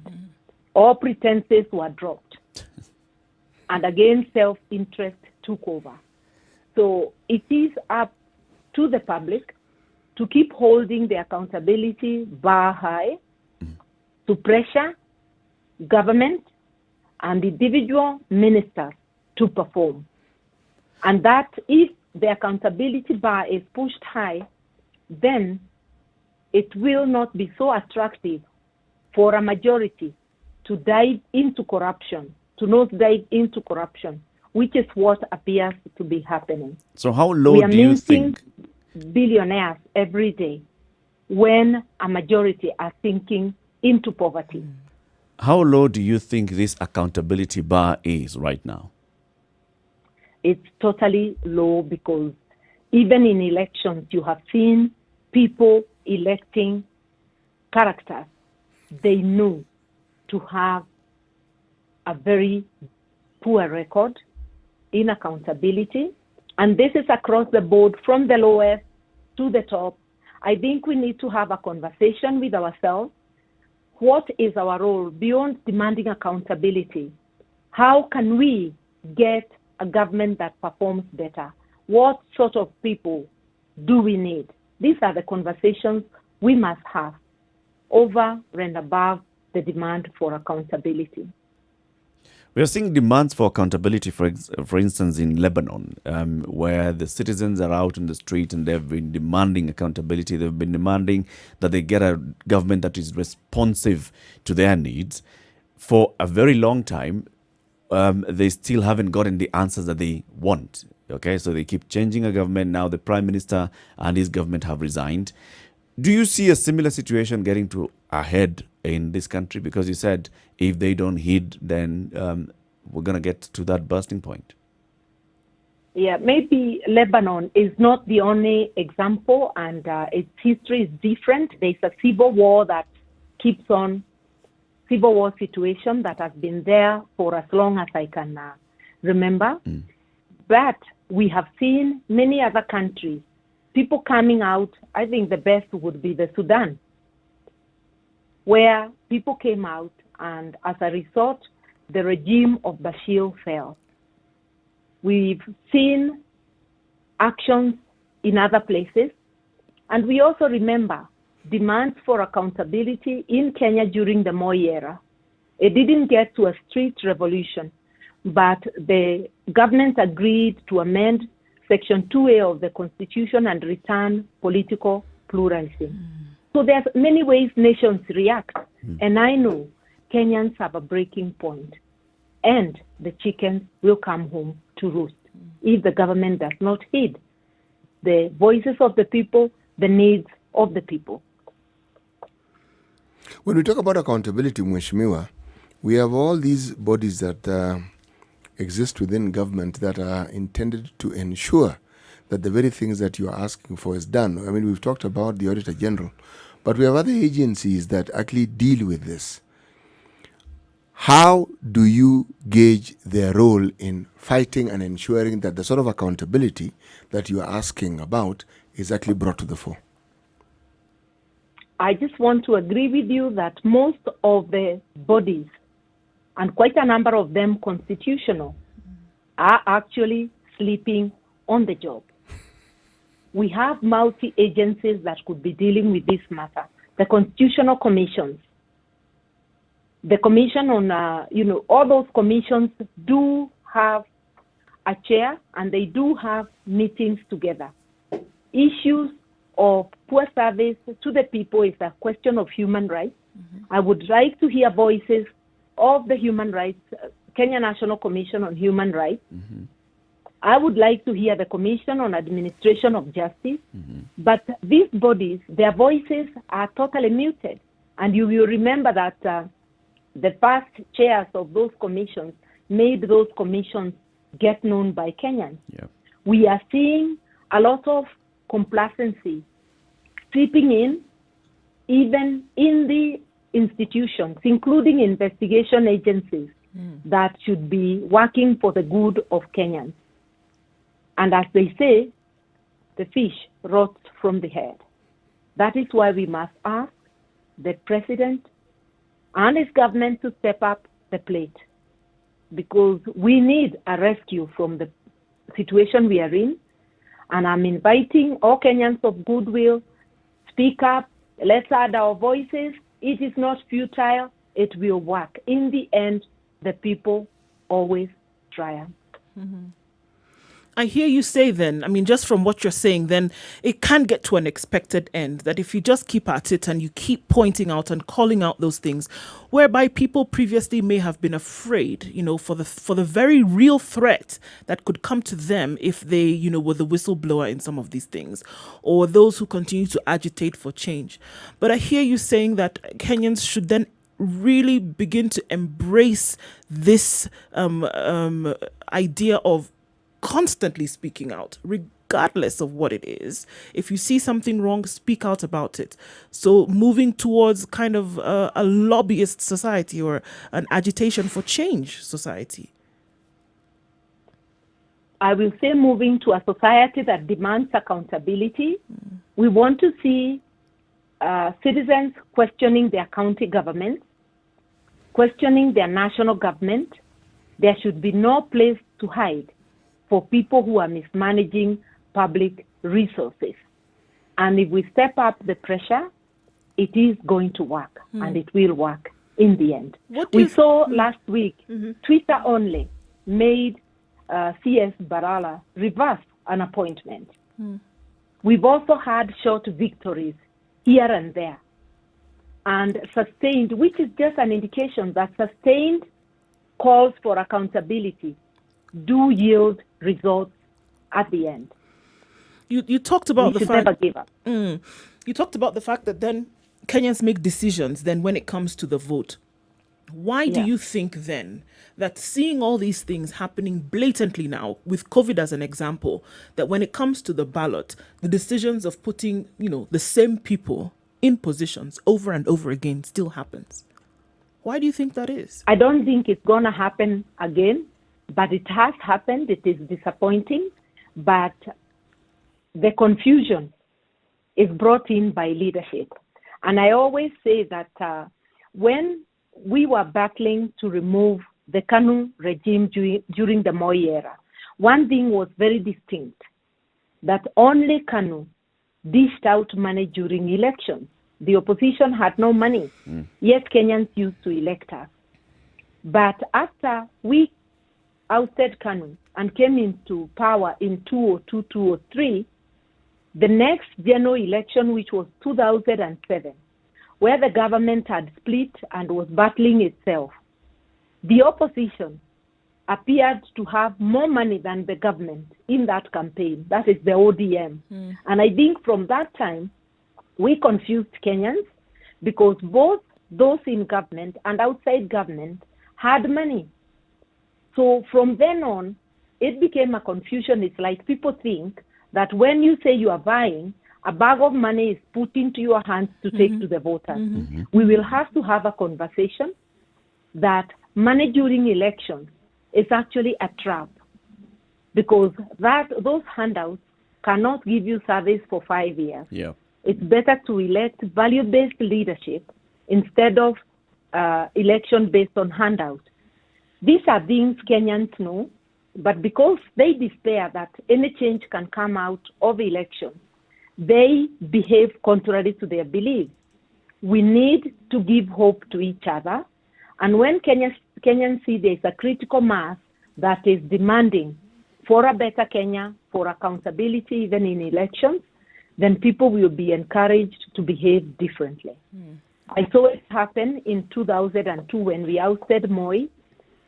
When the National Rainbow Coalition came into being after a group broke off from KANU, led by Raila Odinga, people now had hope that the opposition is sizable enough to remove the government. And everything changed. Therefore, if Kenyans of goodwill, Kenyans who really want to see accountability speak up, a critical mass develops, it is possible to change this country. And I know we will change this country. The silent majority. We just need to keep encouraging one another. Thank you very much, Martha Karua, for speaking to us this morning and also for raising these issues out in the open. As we come to the conclusion of this conversation, we'd like to give you a moment. Speak directly to the president and, pass on this message that you'd like to pass on to the president. What is it that you'd like him to do?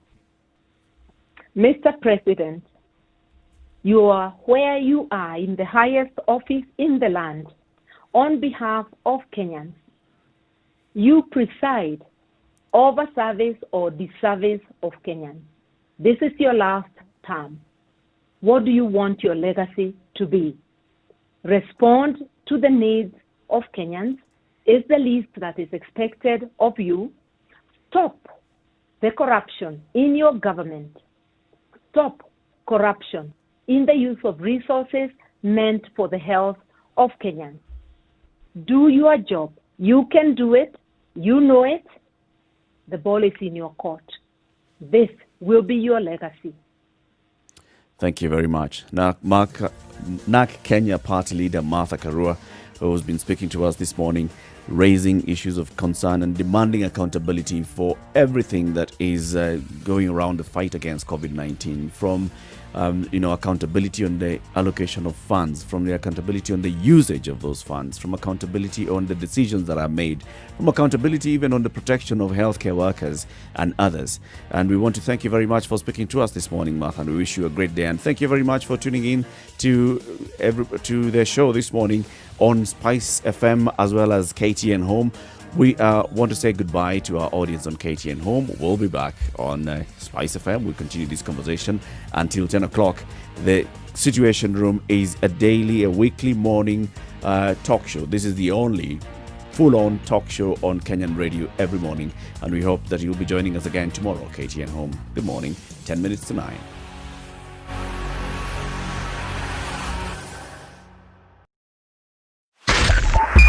Spice FM, Nyeri. Are you ready? Okay. Spice FM. The 80s have never sounded so good. My favorite songs of the 1980s. 94.4 Spice FM, Nairobi.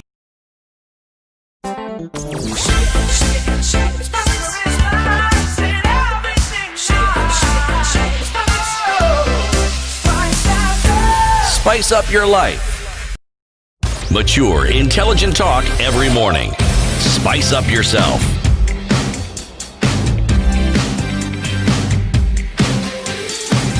Well, the conversation continues on Spice Mornings FM. done right. 7.9 Mombasa, 102.5 in Kisumu, Nakuru 96.0, Eldoret 96.7, Nyeri 90.9, and Malindi 97.7. In the room this and every morning is Eric Latif Nduwoko and CT Muga. CT, so you've heard of the NAK Kenya party leader is saying any of those things that's unreasonable? No, there's nothing that the NAK Kenya party leader has said which is unreasonable. And it sounds like, it even sounds blasé. It sounds like what she's saying is pedestrian and just repeating what people know. But she is right. Repetition brings about emphasis. And emphasis is how you get people to not just hear and understand, but to also own an idea. So this is not something you let up on. This is something you continuously talk about and you don't let up. In that respect, she's 100% right. Don't you feel that they may just get used already? Those in power are used to people asking questions, and they give you half-baked answers, and you move on, and you come back and you ask again, and they give you the same answer, and you move on. When do you think that's what appears to feeling happen? Let me. irritated? Why don't I give an example? Not very long ago, there was what I will call, for purpose of our discussion, a presidential decree on how certain things should we say, work in terms of governance and managing departments within our government. The matter was taken to court. You see, we do have a judicial system which works. There are those who say it doesn't work. There are those who say it's a bottleneck in the fight against corruption. I actually am not among the people who believe that. But every time we have such a discussion, what comes to my mind is this democracy we speak of, and we speak of so lovingly and longingly, is actually being put to the test. Leaders are being challenged. That may seem commonplace in Kenya because we do it all the time. It isn't. It's an important aspect of our democracy. We can challenge the presidency, we can challenge the government, we can challenge our courts, we can challenge government agencies. You can challenge. That's all well and good. But I'm sitting from the point of, say, you are challenging, but then you just become like noise.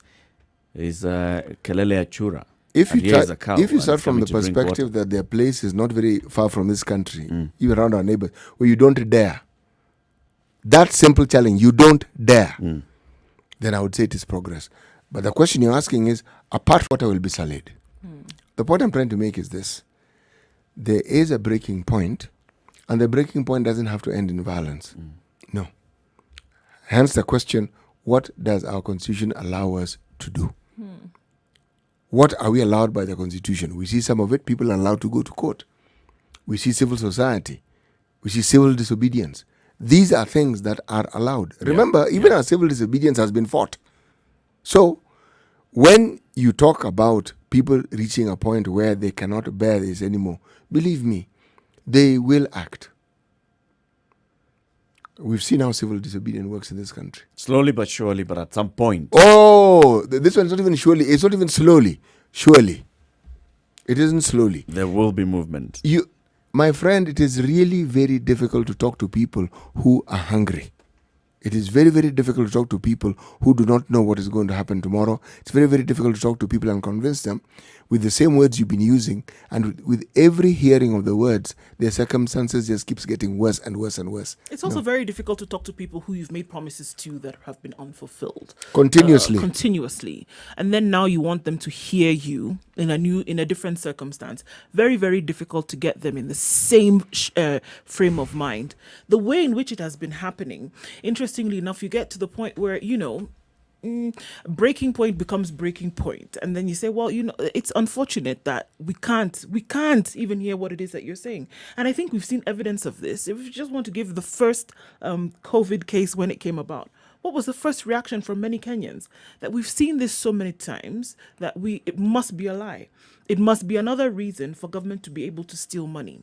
And so for me, that would be indicative of a reality that says that Kenyans are getting to the point whereby they're not going to be able to just take it as it is presented to them and will want to do something about it. But I also see that sometimes the repetition then exhausts most Kenyans. Yeah. And will say, you know what? Well, this is what we expect, and that's what it's going to be. But then I hear this message whereby it needs to be continuous. It needs to be repeated. So it gets a over fresh and over. injection from somebody of the caliber of Martha Karua, then it becomes alive again. And it becomes alive again. And Get then you tired, take it and then yes, you but run with it. You get tired. Take a break. But don't give up. No, take a break, renew your mind, come back again. But the government is very good at responding to this with giving you, it promised you this and then it's not delivered that, but it gives you something else. The thing is this, it's moving, which means it's hearing you. There's questions about food and food and PPEs and testing then they bring capacity Kazi and Mtaani or Vijana Mtaani. And there's building of hospitals within Nairobi County. Eric, the point is they are not totally deaf and they're not totally ignoring you. The fact that they're making inconsequential movements doesn't mean they're not moving. They're moving. Now, the problem also, if you approach the issue from a perspective of anger, even if there's any good being done, he won't see it. You will not see it. Yes. Everything else just be, come on. Yeah. Yes. It's unfortunate, but It's not what I wanted. There's That cash kind of- transfer, but you There is cash transfer. you will not call it cash transfer. Yes, You'll call it- and that's failure on part of the government to actually talk about it, that it is known. But this is something we've said on many occasions. The government does itself a great disservice by not telling the people what it's doing. but not being open with the information. I think that's what also Martha Karua was talking about. Thank you, Eric. When you just keep withholding information, you allow us to make up our minds and to derive anything that we like. Even a straightforward case that could easily be explained with your silence will create dragons out of it. Absolutely, but you and can't it wasn't even a fly. Yeah. you can't blame Kenyans or anybody for doing that. Because in the absence of that information, you create a vacuum. And that vacuum is the perfect breeding ground for speculation. And I'll begin to think that you are doing whatever, and you may not have been. And what you may have put in place would have been perfect, brilliant. But if you don't tell me, you have left room for me then to cook up my own stuff. One of the explanations that our PS for housing gave yesterday, an example of when it's explained, you wonder, Beautiful. So there's the other side You of the wonder, story. so how come I didn't know this? Why Yes. didn't I know this? Yeah. Yeah, but why didn't you say it in the first place? Exactly. Yeah. Say it Exactly. louder and more openly. Good morning. It's now coming up to 9 o'clock. This is a Situation Room, Kenya's biggest conversation. We will begin the next hour with CT Muga's proverb of the day. Today's proverb is an African proverb as well. And then we will talk about the International Youth Day. Right? That's what it is. Yeah? Yes. Day of the Youth or Youth Day? All joint. Okay. I beg. It's 9 o'clock. Good morning. Sugar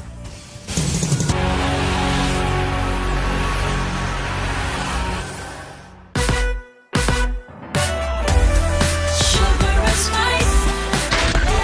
94.4 Spice FM. Nairobi. Traffic. Right.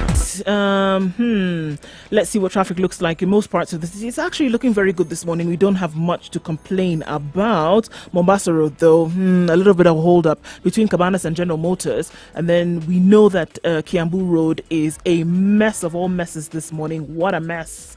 You'll be able to get into the CBD after a while, but for now, no. Okay. Other parts of the city is looking pretty good. I don't think that you'll be stuck for too much longer. We'll be out of traffic hour in a short while. Not forget, Spice FM KE. You can tell us what you see in case you do see something.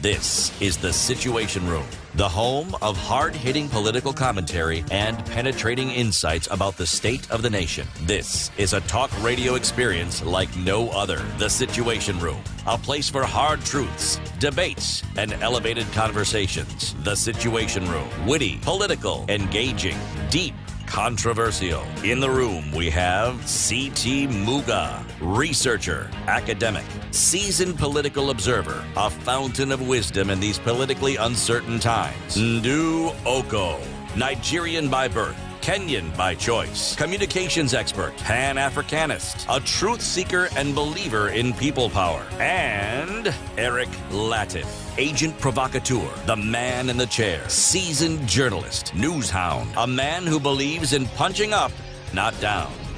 This is the Situation Room, the only way to start your day. All right, 2 minutes after 9, and the conversation continues right here in the Situation Room, Kenya's biggest conversation.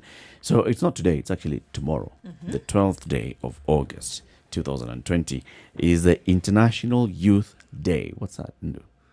International Youth Day. Well, seeing as we'll be celebrating that tomorrow, I think the thing that is of some import today, just before the celebration of International Youth Day tomorrow, is what is being called the National Meaningful Youth Engagement Report that has been launched in Kenya. So it's just looking at real engagement of young people across board in the country, taking in the vision of the country and saying that, well, the role of youth being the largest percentage of the population today is central, or rather is vital in attaining the country's vision. And now, saying that meaningful engagement of young people is central for the common vision as a country and achieving the outcomes and targets, for example, like the Big Four agenda and sustainable development goals. Without inclusion of the youth, without making sure that they're involved at all stages, then these big projects, for example, these visions, without them being a part of the, or rather being a percentage of the vision carriers or vision bearers, then you're doing the country a disservice and doing this larger percentage of people a disservice as well. So taking all of these things into consideration, this report was launched to say that, you know what, not doing so good in terms of youth inclusion in the country, and what are the steps that can be taken then to make sure that that inclusion takes place, that participation by youth takes place, that appreciation of the fact that the larger part of the population is made up of young people and that they must be included in a lot of what goes on as stakeholders, as executors of initiatives, and also as beneficiaries of some of these research programs and initiatives that are led and that should be centered around young people. So this report has been launched and looking at some of the necessities when it comes to youth inclusion in the country. So this is the Youth Advocacy Project, which developed a guide for improving meaningful youth engagement in policy making in Kenya. Meaningful youthful engagement. I mean, remember when we had a conversation here, I mean, we were talking about youth and the issue of the youth being included or occupying a seat at the table. Basically looking at the youth as the majority of the population in the country and them occupying not just a seat, but occupying the majority of the seats at the table, probably, but also looking at them, the youth, harnessing the potential of the youth in being able to formulate policy, to understand policy, to shape policy. These are very many things. I wonder whether the youth as well are involved or are aware that these are very many things that they should be these, taking up on. Let's speak to somebody who is a policy advocacy specialist, and this is Vania Kiboi. Good morning, Vania. Good morning, Eric. How are you? Very well, thank you, and thank you very much for speaking to us this morning. Thank you for having me. A policy advocacy specialist. So Right. now that the word policy is there, and we've just talked about policy and the involvement of the youth in shaping policy, are the youth aware that they have a role in shaping policy? They are, but not all of us are. So there are those of us who, so what we have is that, actually before we came up with this framework, we actually looked into the engagement of young people in decision making. And what we found was, it's not that young people don't want to get involved. By the time they are getting involved, it's towards the end of the process. So we are engaged to kind of rubber stamp the whole decision-making process, not from the beginning. And so what we are positing is that young people do want to get engaged or have conversations on matters that affect their lives. And really, when you say matters that affect our lives, it's everything, whether it's infrastructure, education, health, it's all of that. But the way the system is set up, the system is not set up to engage me where I'm at, right? So I'll give an example. If we're having a budget hearing, like a public hearing, sometimes in some counties with youth advocates that we work with, and we have like a huge network of over 3,000 youth from across the 47 counties, over 780 youth-led organizations. So these are vibrant young people who really want to get engaged. And in some counties, like one group in Kilifi told us, well, they'll let out the notice for the budget hearing or the consultations 2 days too. And it's a vast county. And not everyone will have heard about it. Or you even have a day job. So creating time, or that day, it's not even having a job that's salaried, but the day you don't work, you don't get paid. So the way the structure is set up, it kind of excludes young people from actually getting engaged. Not only that, the document is given on the day of the public hearing. And then only like 3 or 4 pre-selected people then get to make submissions. And you see, you have to make a submission about something you're aware of. So what we are saying is, from the County Integrated Development Plan all the strategic plans that influence what's going to then be budgeted for. Young people should have already started being engaged. And so meaningful youth engagement is not only having people aware, but it's also knowing that we can address the capacity gaps that exist for young people to actually understand, to meaningfully debate the issues, to communicate on the issues, to prioritize, to consult, and to negotiate. How does meaningful youth engagement take place, and on what platforms? Okay, a varied number of platforms. And so it could be anywhere from meeting, where like there's Boda guys sitting there, like waiting for clients. It could be on a market day. It could be around school institutions. It could be like the way we have courtesans committee, like community-led congregations, I would say, where conversations happen. And it could be on social media. And then what we have with our institutions where, like Parliament, where they call in for a memo, like we had recently with the reproductive health bill. Then they say, okay, give in your inputs. And then there's the physical one where we used to actually get opportunities to actually now go physically into the lawmaking institutions to do that. So meaningful youth engagement happens everywhere. And it's not only in terms of the lawmaking process itself. It's that, the way that some county governments are coming up with a public participation mandate, right? So meaningful youth engagement needs to exist in the governance infrastructure in any county government. That there is an office that is responsible for how we reach young people where they're at with the information they need. But that sounds all well and good, Vania. It also sounds to me like the youth are waiting to be invited. The youth are waiting to be called upon to receive an invitation to attend or to participate in a conversation. How about the youth starting these conversations and then inviting the minority to participate? And saying, so this is what we have in mind, for instance, about CIDP for the next, we know that the next county integrated development plans are due to commence at this point. So already start formulating what you'd like to be included in the CIDP and then meet with the policymakers and say, insert this. As opposed to the other way around, where the policymaker invites you for this hearing or this sitting. Yeah. So it's both ways. So I'll actually be bold enough to say this framework is not because necessarily members of parliament and policymakers came to young people. We went and sought out policymakers and told them, this is what we're hearing from young people. There is a gap between how young people even understand policymaking. We want to get involved, but we don't know. We don't even understand how motions are raised, how bills are raised, and when we get involved. So the framework in itself is a result of young people reaching out. The other thing is young people are not necessarily waiting for the formal processes. We're also pushing agendas. We are engaging county governments in all departments, whether it's youth, whether it's sports, whether it's reproductive health, to push agendas that on matters that affect us. So this is happening even at the CIDP level.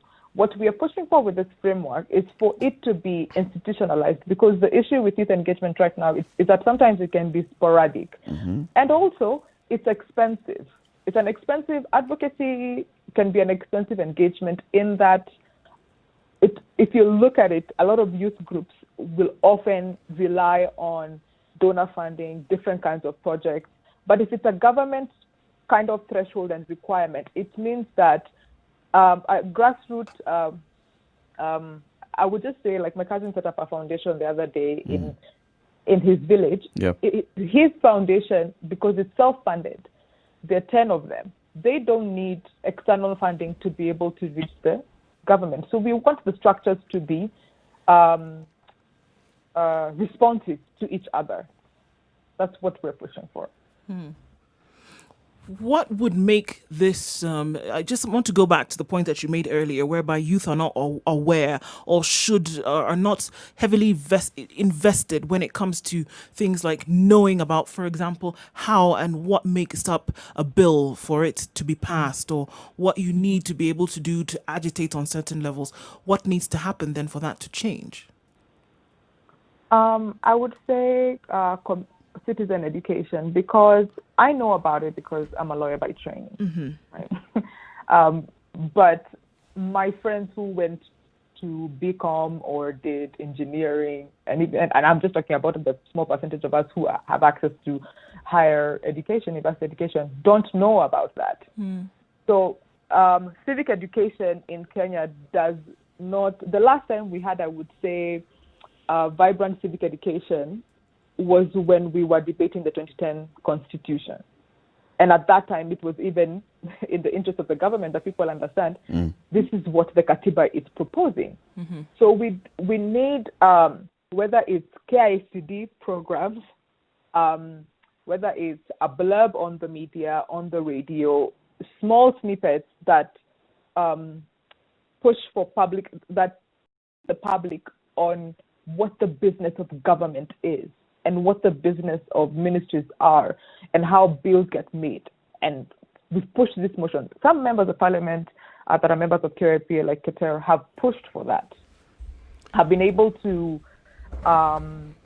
use their social media platforms to educate and inform their, should I say, their subscribers or young people that follow subscribers, them. yeah, okay. Right. Follow me and Followers. subscribe kind of thing. Yes.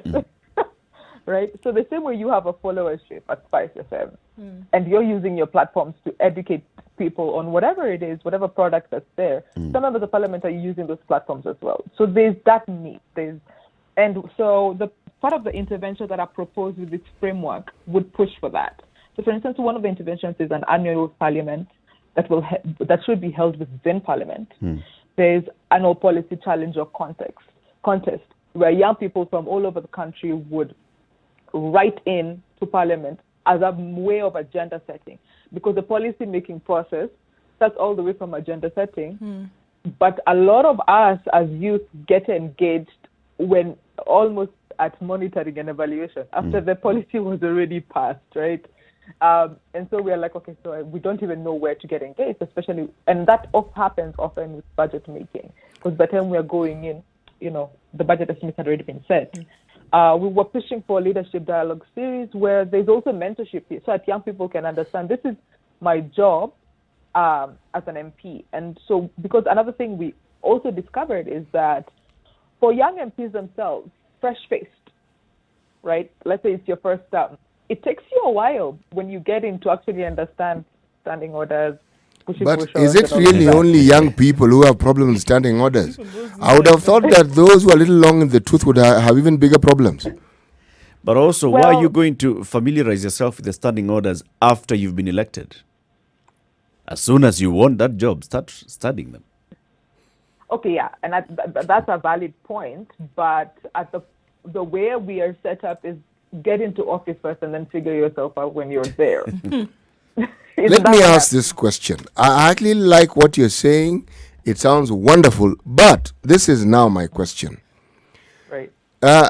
As youth, as young people, who, if you do that do you consider as possible collaborators who would help you further your agenda? And they don't necessarily have to be youth, because those are already paid up members, but people who are not within the ambit of the youth who could actually be useful collaborators. Yes. So one of the things that we were looking out for was to hear from young people what they think meaningful youth engagement is and what models would work. And so initially, because you see the common understanding or narrative is that young people shun established norms, which then would make us think that we automatically don't want to work with establishment, which is government and governance structures, or whether it's public or the private institutions. But what we realize is young people actually want a partnership. They want to work with adults in whatever status. So whether it's community barazas, health, a health committee at the county level, health committee at the national level. So there are so many stakeholders and so many champions, especially at the county governments, whether it's directors of health or just coordinators. But we have, I would say, goodwill, especially at the sub-national level, to want to work with young people. But then there's a capacity gap, an institutional capacity gap of how to do this in a way that lives beyond the holder of that office. And that's what we want to see kind of inculcated within the operation. It would be interesting to hear what you propose as ways of bridging that capacity gap, because you already have collaborators, but then these are some of the issues that are making you not be able to achieve what you'd like. Let's take a quick break at 18 minutes after 9. We're speaking with Vania Kiboi, policy advocacy specialist, talking about the involvement of the youth in policy making and in decision making. We want to take a quick break, and then we'll be back shortly after this with this conversation. Good morning.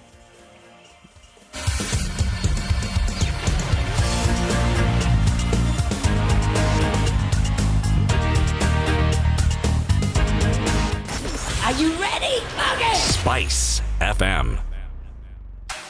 The weather We're with looking at partly Spice cloudy FM. conditions in Nairobi, and we have a chance of rain in the afternoon with highs of 26. We'll wait and see how that opens up. Thunderstorms are forecasted for Nyeri at highs of 24 and lows of 13. Nakuru will experience some rain in the afternoon with highs of 23 and lows of 12.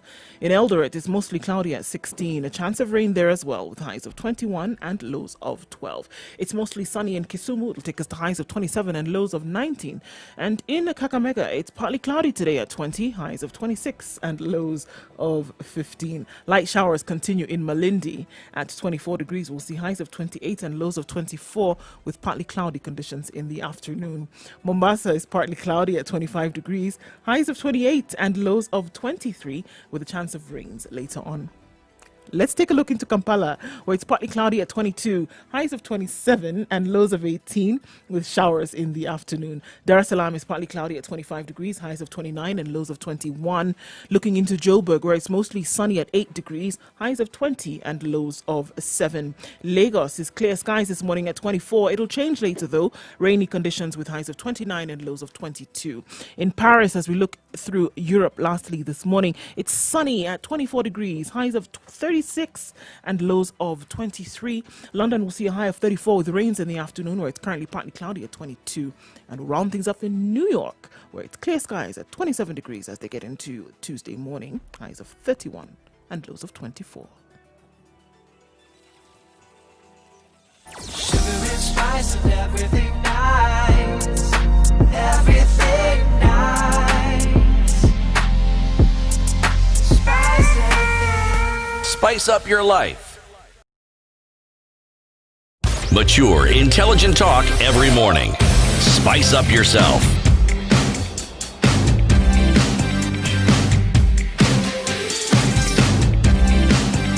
Mornings done right.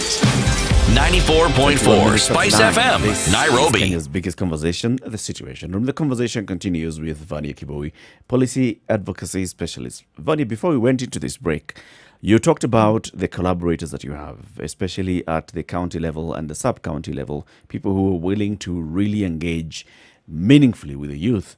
But then you mentioned the gaps, and these are the capacity gaps. How would these be bridged? Oh, that's interesting. Okay, so the interesting thing is that when it comes to other projects, non-state actor projects, we have meaningful youth engagement guidelines. So if you look online, you're going to find NDI has one, SIDA has one, but there isn't one to increase the capacity of people who work in government on how to work with young people. So not only did we want a situation where there is a mainstreaming in policy making and specifically parliament as to when they engage young people, we're also pushing for that kind of training for capacity for members of parliament. But then that also needs to happen with government, which I hear your question, but I don't know that there's a structured way in which that is done. I know, like for healthcare workers and with youth-friendly services, there's actual on-job training for healthcare workers who will eventually engage with young people. And that's something that the Ministry of Health has a curriculum on and is pushing. So I would think that an outfit like the Kenya School of Government would have something on youth programming and youth engagement and meaningful youth engagement in development initiatives as well, to make this a wholesome a kind of approach to MYE. Please tell us about the successes you've had with this wonderful program, and tell us some of the pitfalls that you've had to encounter in your process. Wow, okay. So we are a fast-growing youth network, and some of the successes have literally been in policy making at young people being engaged in policy making at the county level. So there are a few counties I can pick out, like Samburu County now have been discussing an anti-bidding policy, which is an agenda set. I hope you know about the bidding culture in Samburu and how that connects to early marriage and teen pregnancies. Mm-hmm. And so there is a policy right now that was just before Corona was about to go for public participation. They'd gone through a validation and now engaging public participation. A gender policy in Kakamega County, sexual and gender-based violence in Kakamega County, gender policy in Kilifi County. Now in Kilifi County, they're looking at menstrual health management policy and the youth-friendly service guidelines, like the integration of community health workers in Nairobi within the youth service guidelines.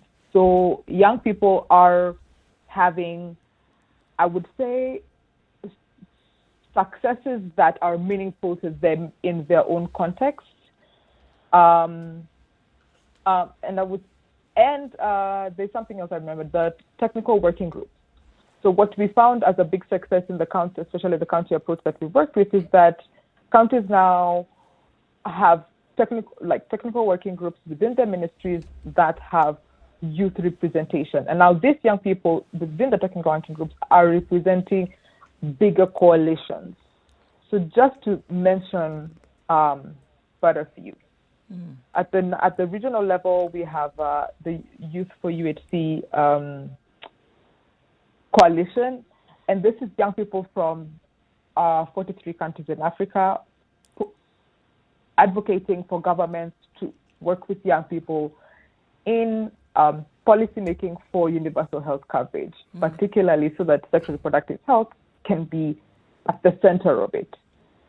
Do you see that there's a latching on to this idea? I mean, what I'm asking is like, these ideas, is the fire burning amongst youth in the country? We've seen many countries whereby a youth movement or youth agitation for youth then that bug seems to have bitten across the board. Do you see that in Kenya, where the majority of youth, for example, who make up this population are outside of the metropolis of Nairobi? Has it spread across into rural areas, and young people are actually appreciative of the fact that they are the majority and are actually ready to do something about it? Yeah, young people are doing phenomenal things across the county, across the counties, I would say. And this is not just a Nairobi phenomenon. Mm-hmm. If I went to Busia, if I went to Siaya, and young people are using, I would say, approaches or methods known to them, whether it's art theater or community radio, to reach communities, depending on what it is you care about or what you want to push for. So I would say yes, but it's still limited because if I pick a county like, either it's Kisumu or even Samburu, there are areas that are very rural. And so reaching young people there, sometimes it's a bit more harder, reaching young people with information. So using community and local radio has been a key shift in it. But I remember what City asked about challenges, because I remember one time there was an engagement by a youth group in Kakamega, and they were looking to reach adolescents with accurate information on what kind of health services, where to access health services, and the time that they had programmed it was when they thought they would be home, like at 7 p.m. But because there's only one radio in this house, and 7 p.m. is the time that parents listen to news, so it meant that the messaging you had out for young people at that time was not reaching them. So we had to kind of reimagine where else do young people hang out before they get home. That this messaging would have to be central. So then, youth programming, as I wanted to say in terms of challenges, is you have to keep listening and reworking the approach to be able to have it be responsive. Okay, so just, as we round up that, this discussion, so this report that was launched, what do you think then it's going to be able to achieve in terms of information passed to national level and also in the minds of young people? What do you think it's going to be able to achieve? Okay, so what it will achieve is agenda setting for young people, agenda setting for policy making by young people, but as a structure that is adopted in the operation of Parliament, right? So it is a requirement. It will be an operation requirement for Parliament to even demonstrate how much of their agenda setting has been influenced from their public engagements, from the annual Youth Parliament, for instance, for the annual policy challenges, or from the Leadership Dialogue series, or particularly establishing thematic youth groups, thematic shadow committees constituted by young people that would shadow parliamentary committees. So what we will achieve is we want to achieve an equal partnership in how young people are, how representative Parliament is on engaging policy issues affecting young people. Right. Definitely important to have this conversation and to continue having this conversation, because we look at the statistics, we look at the numbers year in, year out, and we know that the majority of this population is young people, and they must be heavily invested in the future and appreciated by the leadership of the day. Vania Kibui, thank you so much for joining us this morning in the Situation Room and talking about this with us. And as we say, we keep the conversation going. Yes. Thank you. And we wish you and all the youth a happy International Youth Day. Actually, it's all of us. All of us. I was going to say that. We support the youth agenda. We support the conversations about the youth. So, happy Youth Day for tomorrow. Thank you. You too. Asante sana. This conversation continues on our social media handles: Spice FM KE, Facebook, YouTube, and Twitter. It's now 9:30. Let's take a quick break. Take a look at what's happening on the roads. We're hoping that this morning Mombasa road is flowing at least, and then we will shift gears a little bit.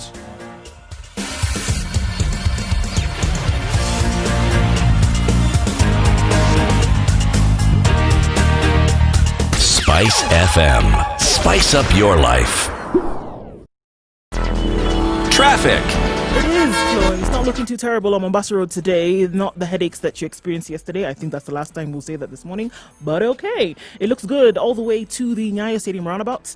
Getting onto Uhuru Highway, though, as you're getting towards Westlands, going through town into Westlands, it shouldn't be too bad. It's moving along ever so slowly, but it is moving all the same. So, Eric, you'll be fine. Thika Road, also we had a problem right around Kiambu Road, but looking much better as you get then into the CBD via the Pangani underpass. Apart from that, everywhere else looks very good. Officially out of traffic hour, and we'll do this again probably in the evening. If you see something that you need to let us know about, please do. Spice FM KE on Twitter.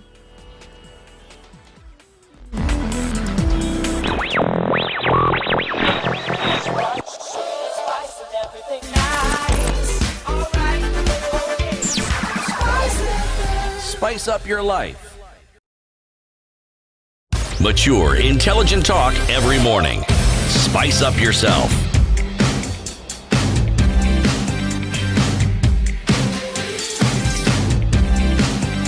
Mornings done right.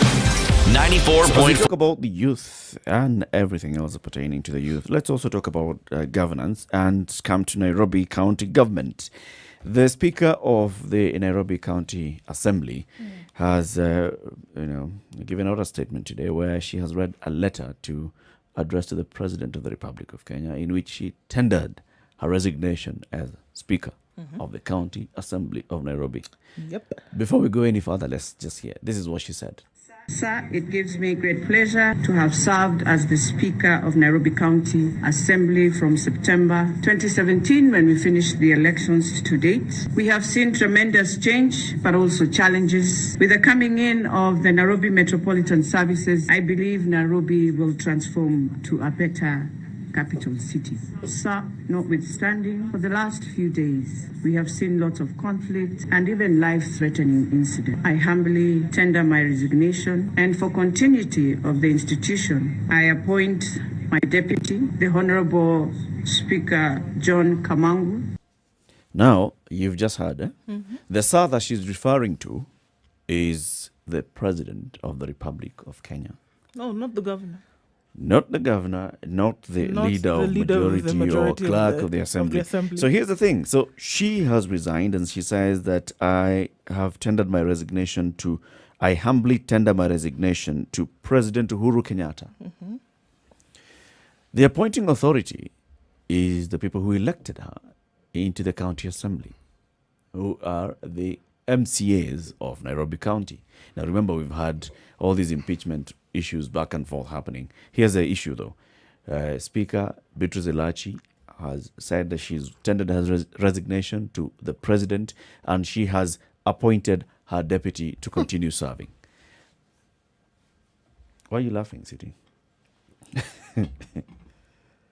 I don't see, there's no anomaly here. In fact, it isn't even a Freudian slip. It is clear. As far as she's concerned, the appointing authority was the president of the country. Okay? She owed her allegiance. Yes. And so she's addressing, in her mind, in my mind, the right person. I would then venture to ask, if you're talking about MCAs in the county of Nairobi, which party has the majority of MCAs? And who are they likely to listen to? And if they have other parties with whom they have some collaboration, who are they likely to listen to? Oh, she has addressed it correctly. She knows exactly whom she's addressing it to. The bit that I find a little confusing is this appointing powers that she has to determine... transfer her powers to somebody else because I've quit. That's the bit that I don't quite get. But under the circumstances, I don't think it doesn't really matter. Because in her absence, the deputy was going to actually step up until an election takes place. I think we should ask ourselves, what's the procedure for a speaker resigning from office or How many leaving speakers have we office? seen resigning? Let's start there. Not many. We have seen them being kicked out. Those we've seen many. Yeah. And we know how they were kicked But out. we also know how they get into office. But the law is very clear on how a speaker assumes office, how a speaker is identified, how a speaker is elected into office, and also how a speaker stops being a speaker. If you're kicked out by the people who appointed appointed you there, who elected you, or if, okay, of course, all these are things, whether you're a criminal, you've been jailed, or you have all those others still, but also if you resign. Now, who do you address your resignation to? All right. Eric, what are you discussing? What should be ideal, the ideal process that should be followed? I believe that's what you're talking about. Yes, that's what the law the process. Yes, and There's I'm no telling you, ideal and any, no, the she has process is the process. followed the process. She didn't owe her allegiance to this process we're talking about. She knew if the president had not wanted me to be speaker, I wouldn't be speaker. So, whatever the president did to ensure I became speaker is why I'm speaker. So, I am going to talk to the president who ensured I was speaker. Simple, straightforward. However, for purposes of discussion, let's look at what the procedures Supposed to be. Yes. So, if the speaker of the National Assembly, of the County Assembly, deems it fit to leave the office to which they have been elected. What she is doing here is playing politics. Okay? Wonderful, isn't it? A very, very blatant one. And remember the way she's talked about, we've had issues in the management of this government, of this county government of Nairobi since 2017 when I assumed office. But now I'm very happy that we have the Nairobi Metropolitan Service that has come in, which I believe is going to deliver. Sir. Right? She is basically saying, all right, so I know, Mr. President, in fact, just by seeing you yesterday going to inspect projects that are being spearheaded by the Nairobi Metropolitan Service, I know where your heart is. So please, sir, I'm basically telling you that come up when unataka tuende, I want you to appoint me there as something. This thing of Sonko's, I have left it. This is the direct thing that she is doing. She's basically just saying, all right, I have been fought by Sonko. She's talking to the appointing authority. I have received death threats. I have this and the other, and I have quit. I am ready for the next appointment, Mr. President. But that is good. Playing games. Why don't you just write the letter and say, you know what, I have resigned. Procedurally, I have resigned, and I'd also, at the same time, wish to thank the president for the support. And I say, I'm still a member of Jubilee. I still support the government's agenda in this city. I like what the president is doing in terms of, even bringing the Nairobi Metropolitan. Eric, what am I saying, sir? I have resigned to you. Eric, that's what you would do if you're in her position. Uh-huh. Which clearly tells me you are not a politician. I'm never going to be a speaker. No. The way you speak, the way you think, no. That one, the job they might give you, let me see if it exists. So immediately after she's done that, as we look for a job that suits me, the governor of the Nairobi City County releases a statement and says, ladies and gentlemen, fellow Nairobians, good morning. I have learned of the resignation of the Nairobi County Assembly Speaker, Beatrice Elachi, with shock and dismay. This move wouldn't have come at a worse time. Our county is in turmoil. Our people are suffering. Our city is in a disarray. Another crisis is what we all don't want at this time. But as Edward Murphy's law warns, whatever can go wrong will go wrong. We must play using the cards that fate has dealt us. Let me state for the record that I worked tirelessly to make sure that Honorable Elachi was able to come back to the county and continue discharging her duties as Speaker. This is based on my undiluted confidence in her ability and her strength. I have enjoyed a healthy working relationship with her, and anybody who might want to think or claim otherwise is an enemy of peace and that other word that you like, City? Progress. There is little doubt. Prosperity came to mind. The progress is but progress can work, yes. There is little doubt that the Nairobi County Assembly has lost a wonderful speaker, a capable servant, a robust warrior of justice, a dedicated defender of devolution, and an outstanding example of what women can achieve when accorded the requisite support. We shall miss her. I want to wish my sister, our dear Speaker, Honorable Elachi, all the best in her future pursuits. As a county, we must move on, and we shall do our best to move on and move forward in the best way possible. God bless you. Oh my goodness, whip out the violins, why don't you? For crying out loud. Okay, I think the dramatics were and the now when you dramatics talk were a about now bit too playing the much. politics, There you go. I give Sonko 10 out of 10. Yeah, well, he did a good job in drawing out the that is how dramatics. you- that is how you go about it. Theatrics is my what we God. can call it. Right? Because, I mean, flying in the face of what was happening before and what you could clearly see, which was evident that the relations between the two could be likened to a lemon. I mean, now in her absence, suddenly it's like somebody dies and you have lemon sour.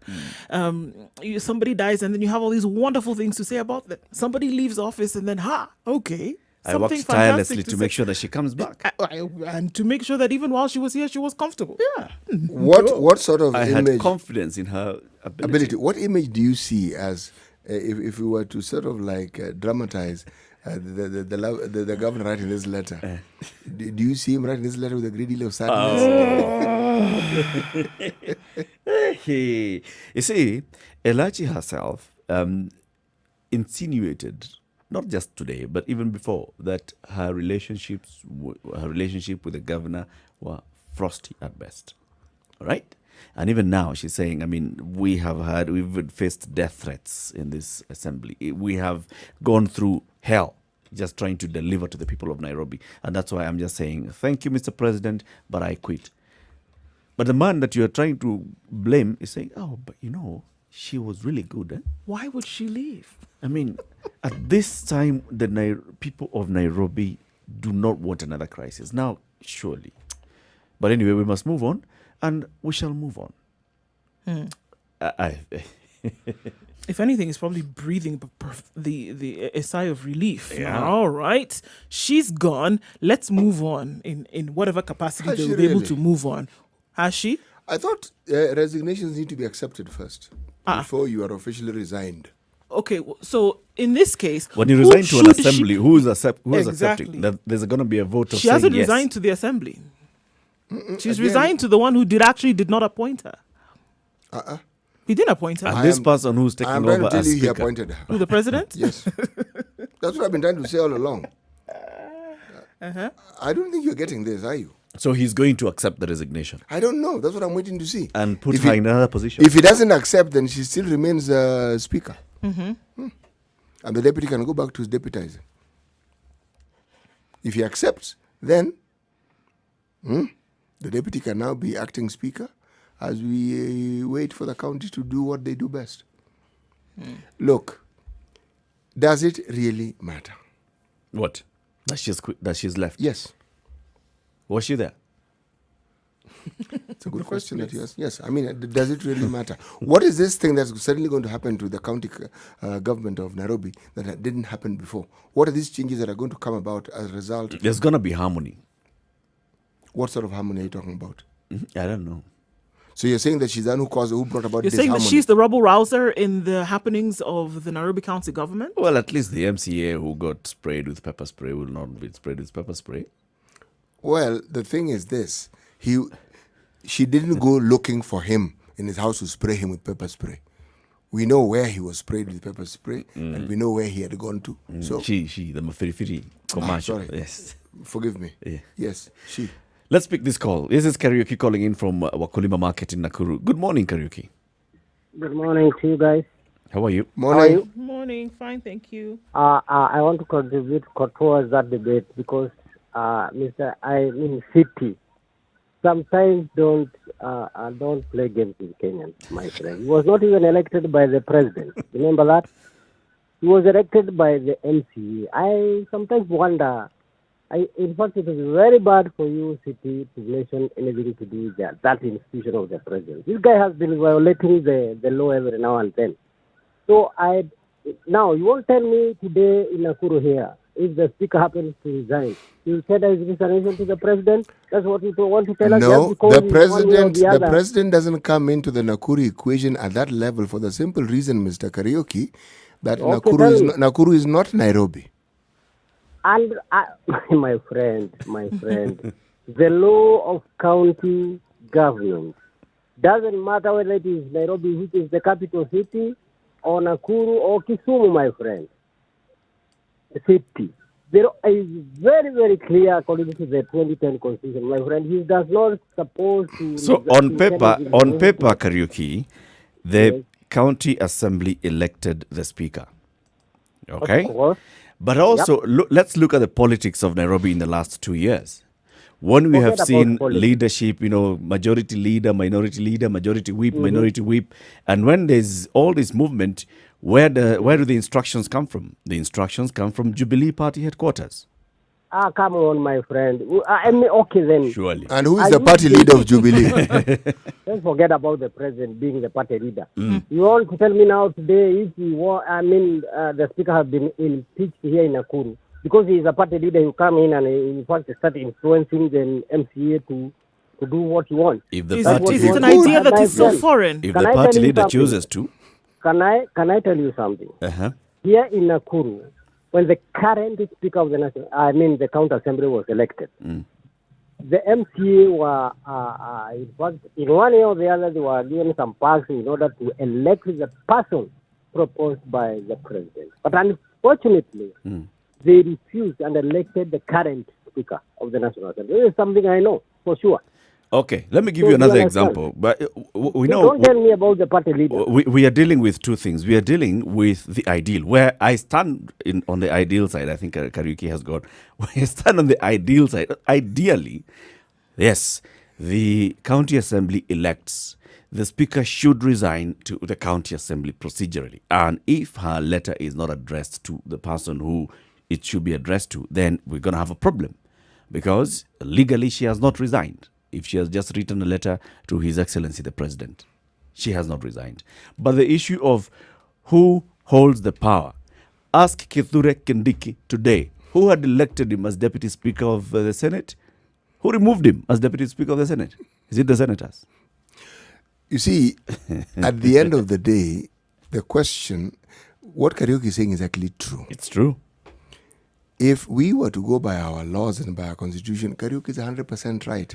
But that's not what I was saying. I was simply saying allegiance. Who do you think she owes her allegiance and her job to? Yeah. It's not complicated. And it's beyond who she owes it to, who she believes she owes it to, by the way. Unfortunately is up for on the top. people of Nairobi, this is your speaker showing you that I actually never I don't felt regard beholden to the assembly. Johnson Odero in Kaha West. Good morning. Good morning. How are you? I'm good, sir. Yes, so the speaker has resigned. Yes. Your view on this? I think when you're resigning, you should address the appointing authority. In this case, she has clearly cited whom she's resigning to. And the appointing authority clearly is not the county assembly, what my brother Karuki was saying earlier. So if she was to address the assembly, actually, she should have put it clear to the county assembly that I'm resigning because of ABC. And this, she has not actually put it. And So, also, has she resigned or not? on paper, no. But to the appointing authority, yes. That is my own way of view. Okay. Yeah.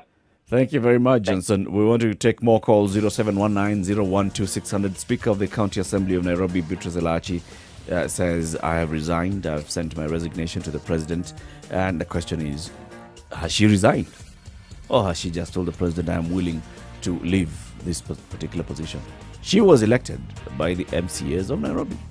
What does this also tell you about how she views the people that she was leading in the county assembly? None of you have any power to tell me anything. Let's take a quick break. We'll be back. 0719-012-600. This is a Situation Room, Kenya's biggest conversation at 10 minutes to 10.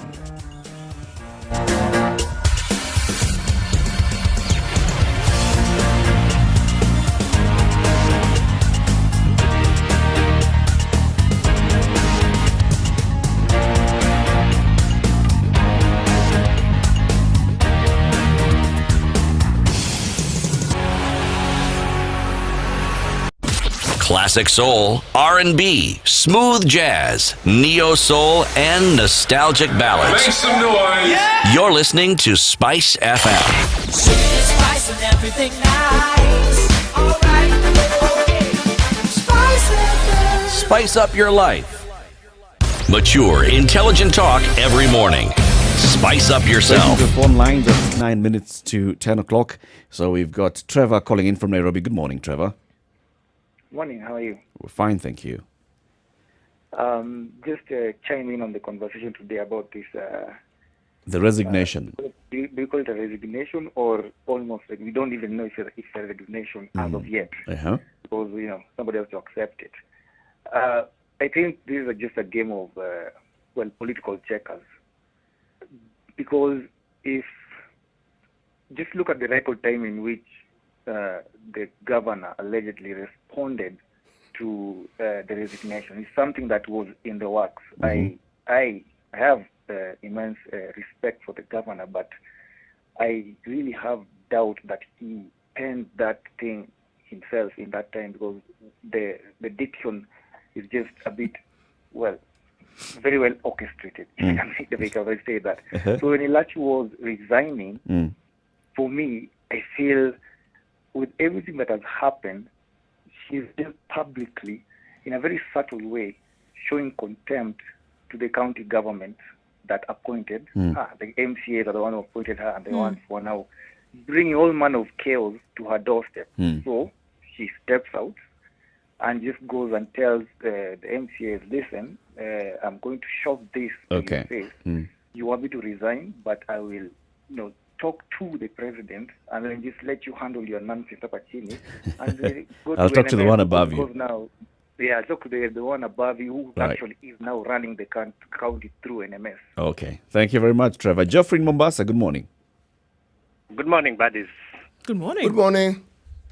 How are you? We are fine, thank you. Has she resigned or has she not? On my side, I'll appreciate the fact that Elachi has resigned.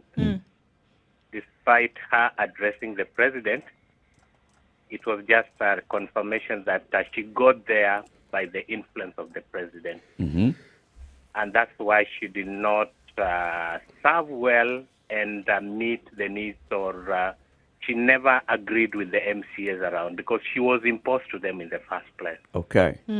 So it was right for her to make that decision and address it to the president, because you know that on the other side of the leadership, she was not better placed of it. Thank you. George in Kisumu, good morning. Good morning to you guys. How are you? We're fine, thank you. Now I want to commend Elachi for what she did. Actually, if I can put myself in her shoes, of course, that's the best way to go. Yes, and in fact, it's just a confirmation. Of course, it's communicating volume. It's communicating a lot of sense to the wananchi outside there of what is actually taking place in Nairobi. You can, I think you've not forgotten what actually happened some years ago when they actually resigned. Yep. And it is the same thing taking place in the same county. So for those people who are actually brilliant, those people who have the ability to gauge and to compare notes, they can understand what is taking place in Nairobi and what Nairobi County actually is. We can all see. Yes. Thank you, George. Brian in Nakuru. Morning. How are you? Yeah, we were talking about Beatrice Elachi. Yeah. And also Muraze resigned, and currently is the Jubilee Party deputy chairman. Yep. He's the chairman actually, and he had resigned, and he had sent the letters. He said publicly that he has even quit the party. Yeah, he even made a public spectacle among us. And that's the same thing that is happening here with Elachi. She's addressing the wrong person and doing the wrong thing at the wrong place. And Sonko is my boy. I really love Sonko, but that guy has messed Nairobi.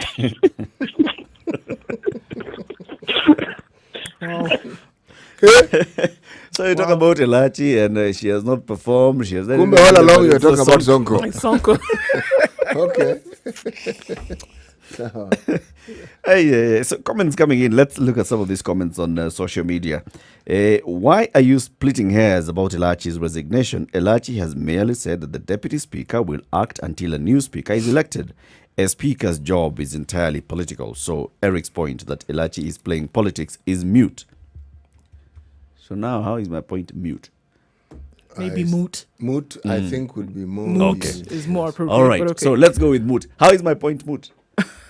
Well, I don't think so, because if it's a political appointment and she's playing politics, then she's doing exactly what she's supposed to be doing. You're spot on, Eric. But even more significantly, consider Sonko seems to invite something that other governors don't invite. Speakers are removed. The governor of Nairobi had his deputy resigning. Yep. Unheard of. Now you have the speaker resigning. Unheard of. Yep. So, it tells you something, doesn't it? About the governor. Well, yes. Staying power. Put it this way. Everyone who we are referring to is a member of the Jubilee coalition. Or the Jubilee government or the Jubilee party. They're not from some other party. So, if it's disagreements, it's disagreements showing itself within the party itself. Yes. But the person who keeps coming out strong and standing out strong or tall, no pun intended, is the governor. But Eric, you were going to say something. No. Oh, you weren't? No. Okay. I imagined you were. No, Eric was basking in the glory of his point, having actually not then been moot. But the thing is, I as we look at this now, obviously, because you resign to the body or the individual then who has given you the job. Now, what we can be talking about here is obviously she's sending a message with this resignation, and anybody who's not been able to see the message then maybe needs to open their eyes just a smidgen.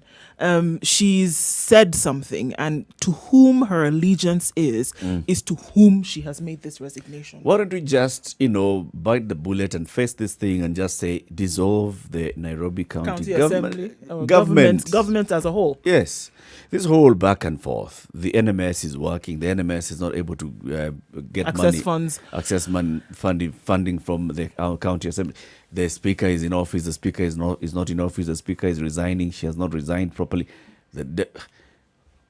What's all this? So you just get to that point faster. If that's where we are heading. How do you dissolve a democratically elected government?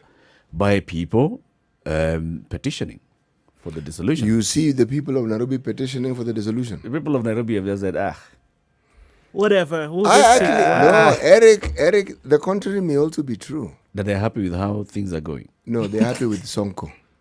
They like Sonko. So let's dissolve it so that they can elect Sonko now again clean with a better team. But I thought they elected him clean before. Yeah, you see now he has people who are fighting him left, right and center. This is politics. Just in case you people in State House thought that we are not the ones who gave Sonko this seat. Let's do it again. Dissolve. Let's come back again so that you can know that we are not the ones who give him this seat. Okay, coming to the end of the show, remind us today's proverb. Today's proverb, I think, is one of those proverbs that are so self-explanatory. You actually wonder the genius behind it. When deeds speak, words are nothing.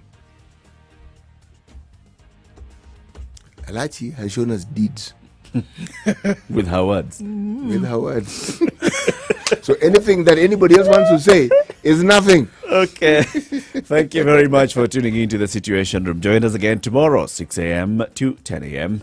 And you'll be with Monique from 3 to 7 and the adults in the room from 7 to 10. Good morning. It's now 10 a.m.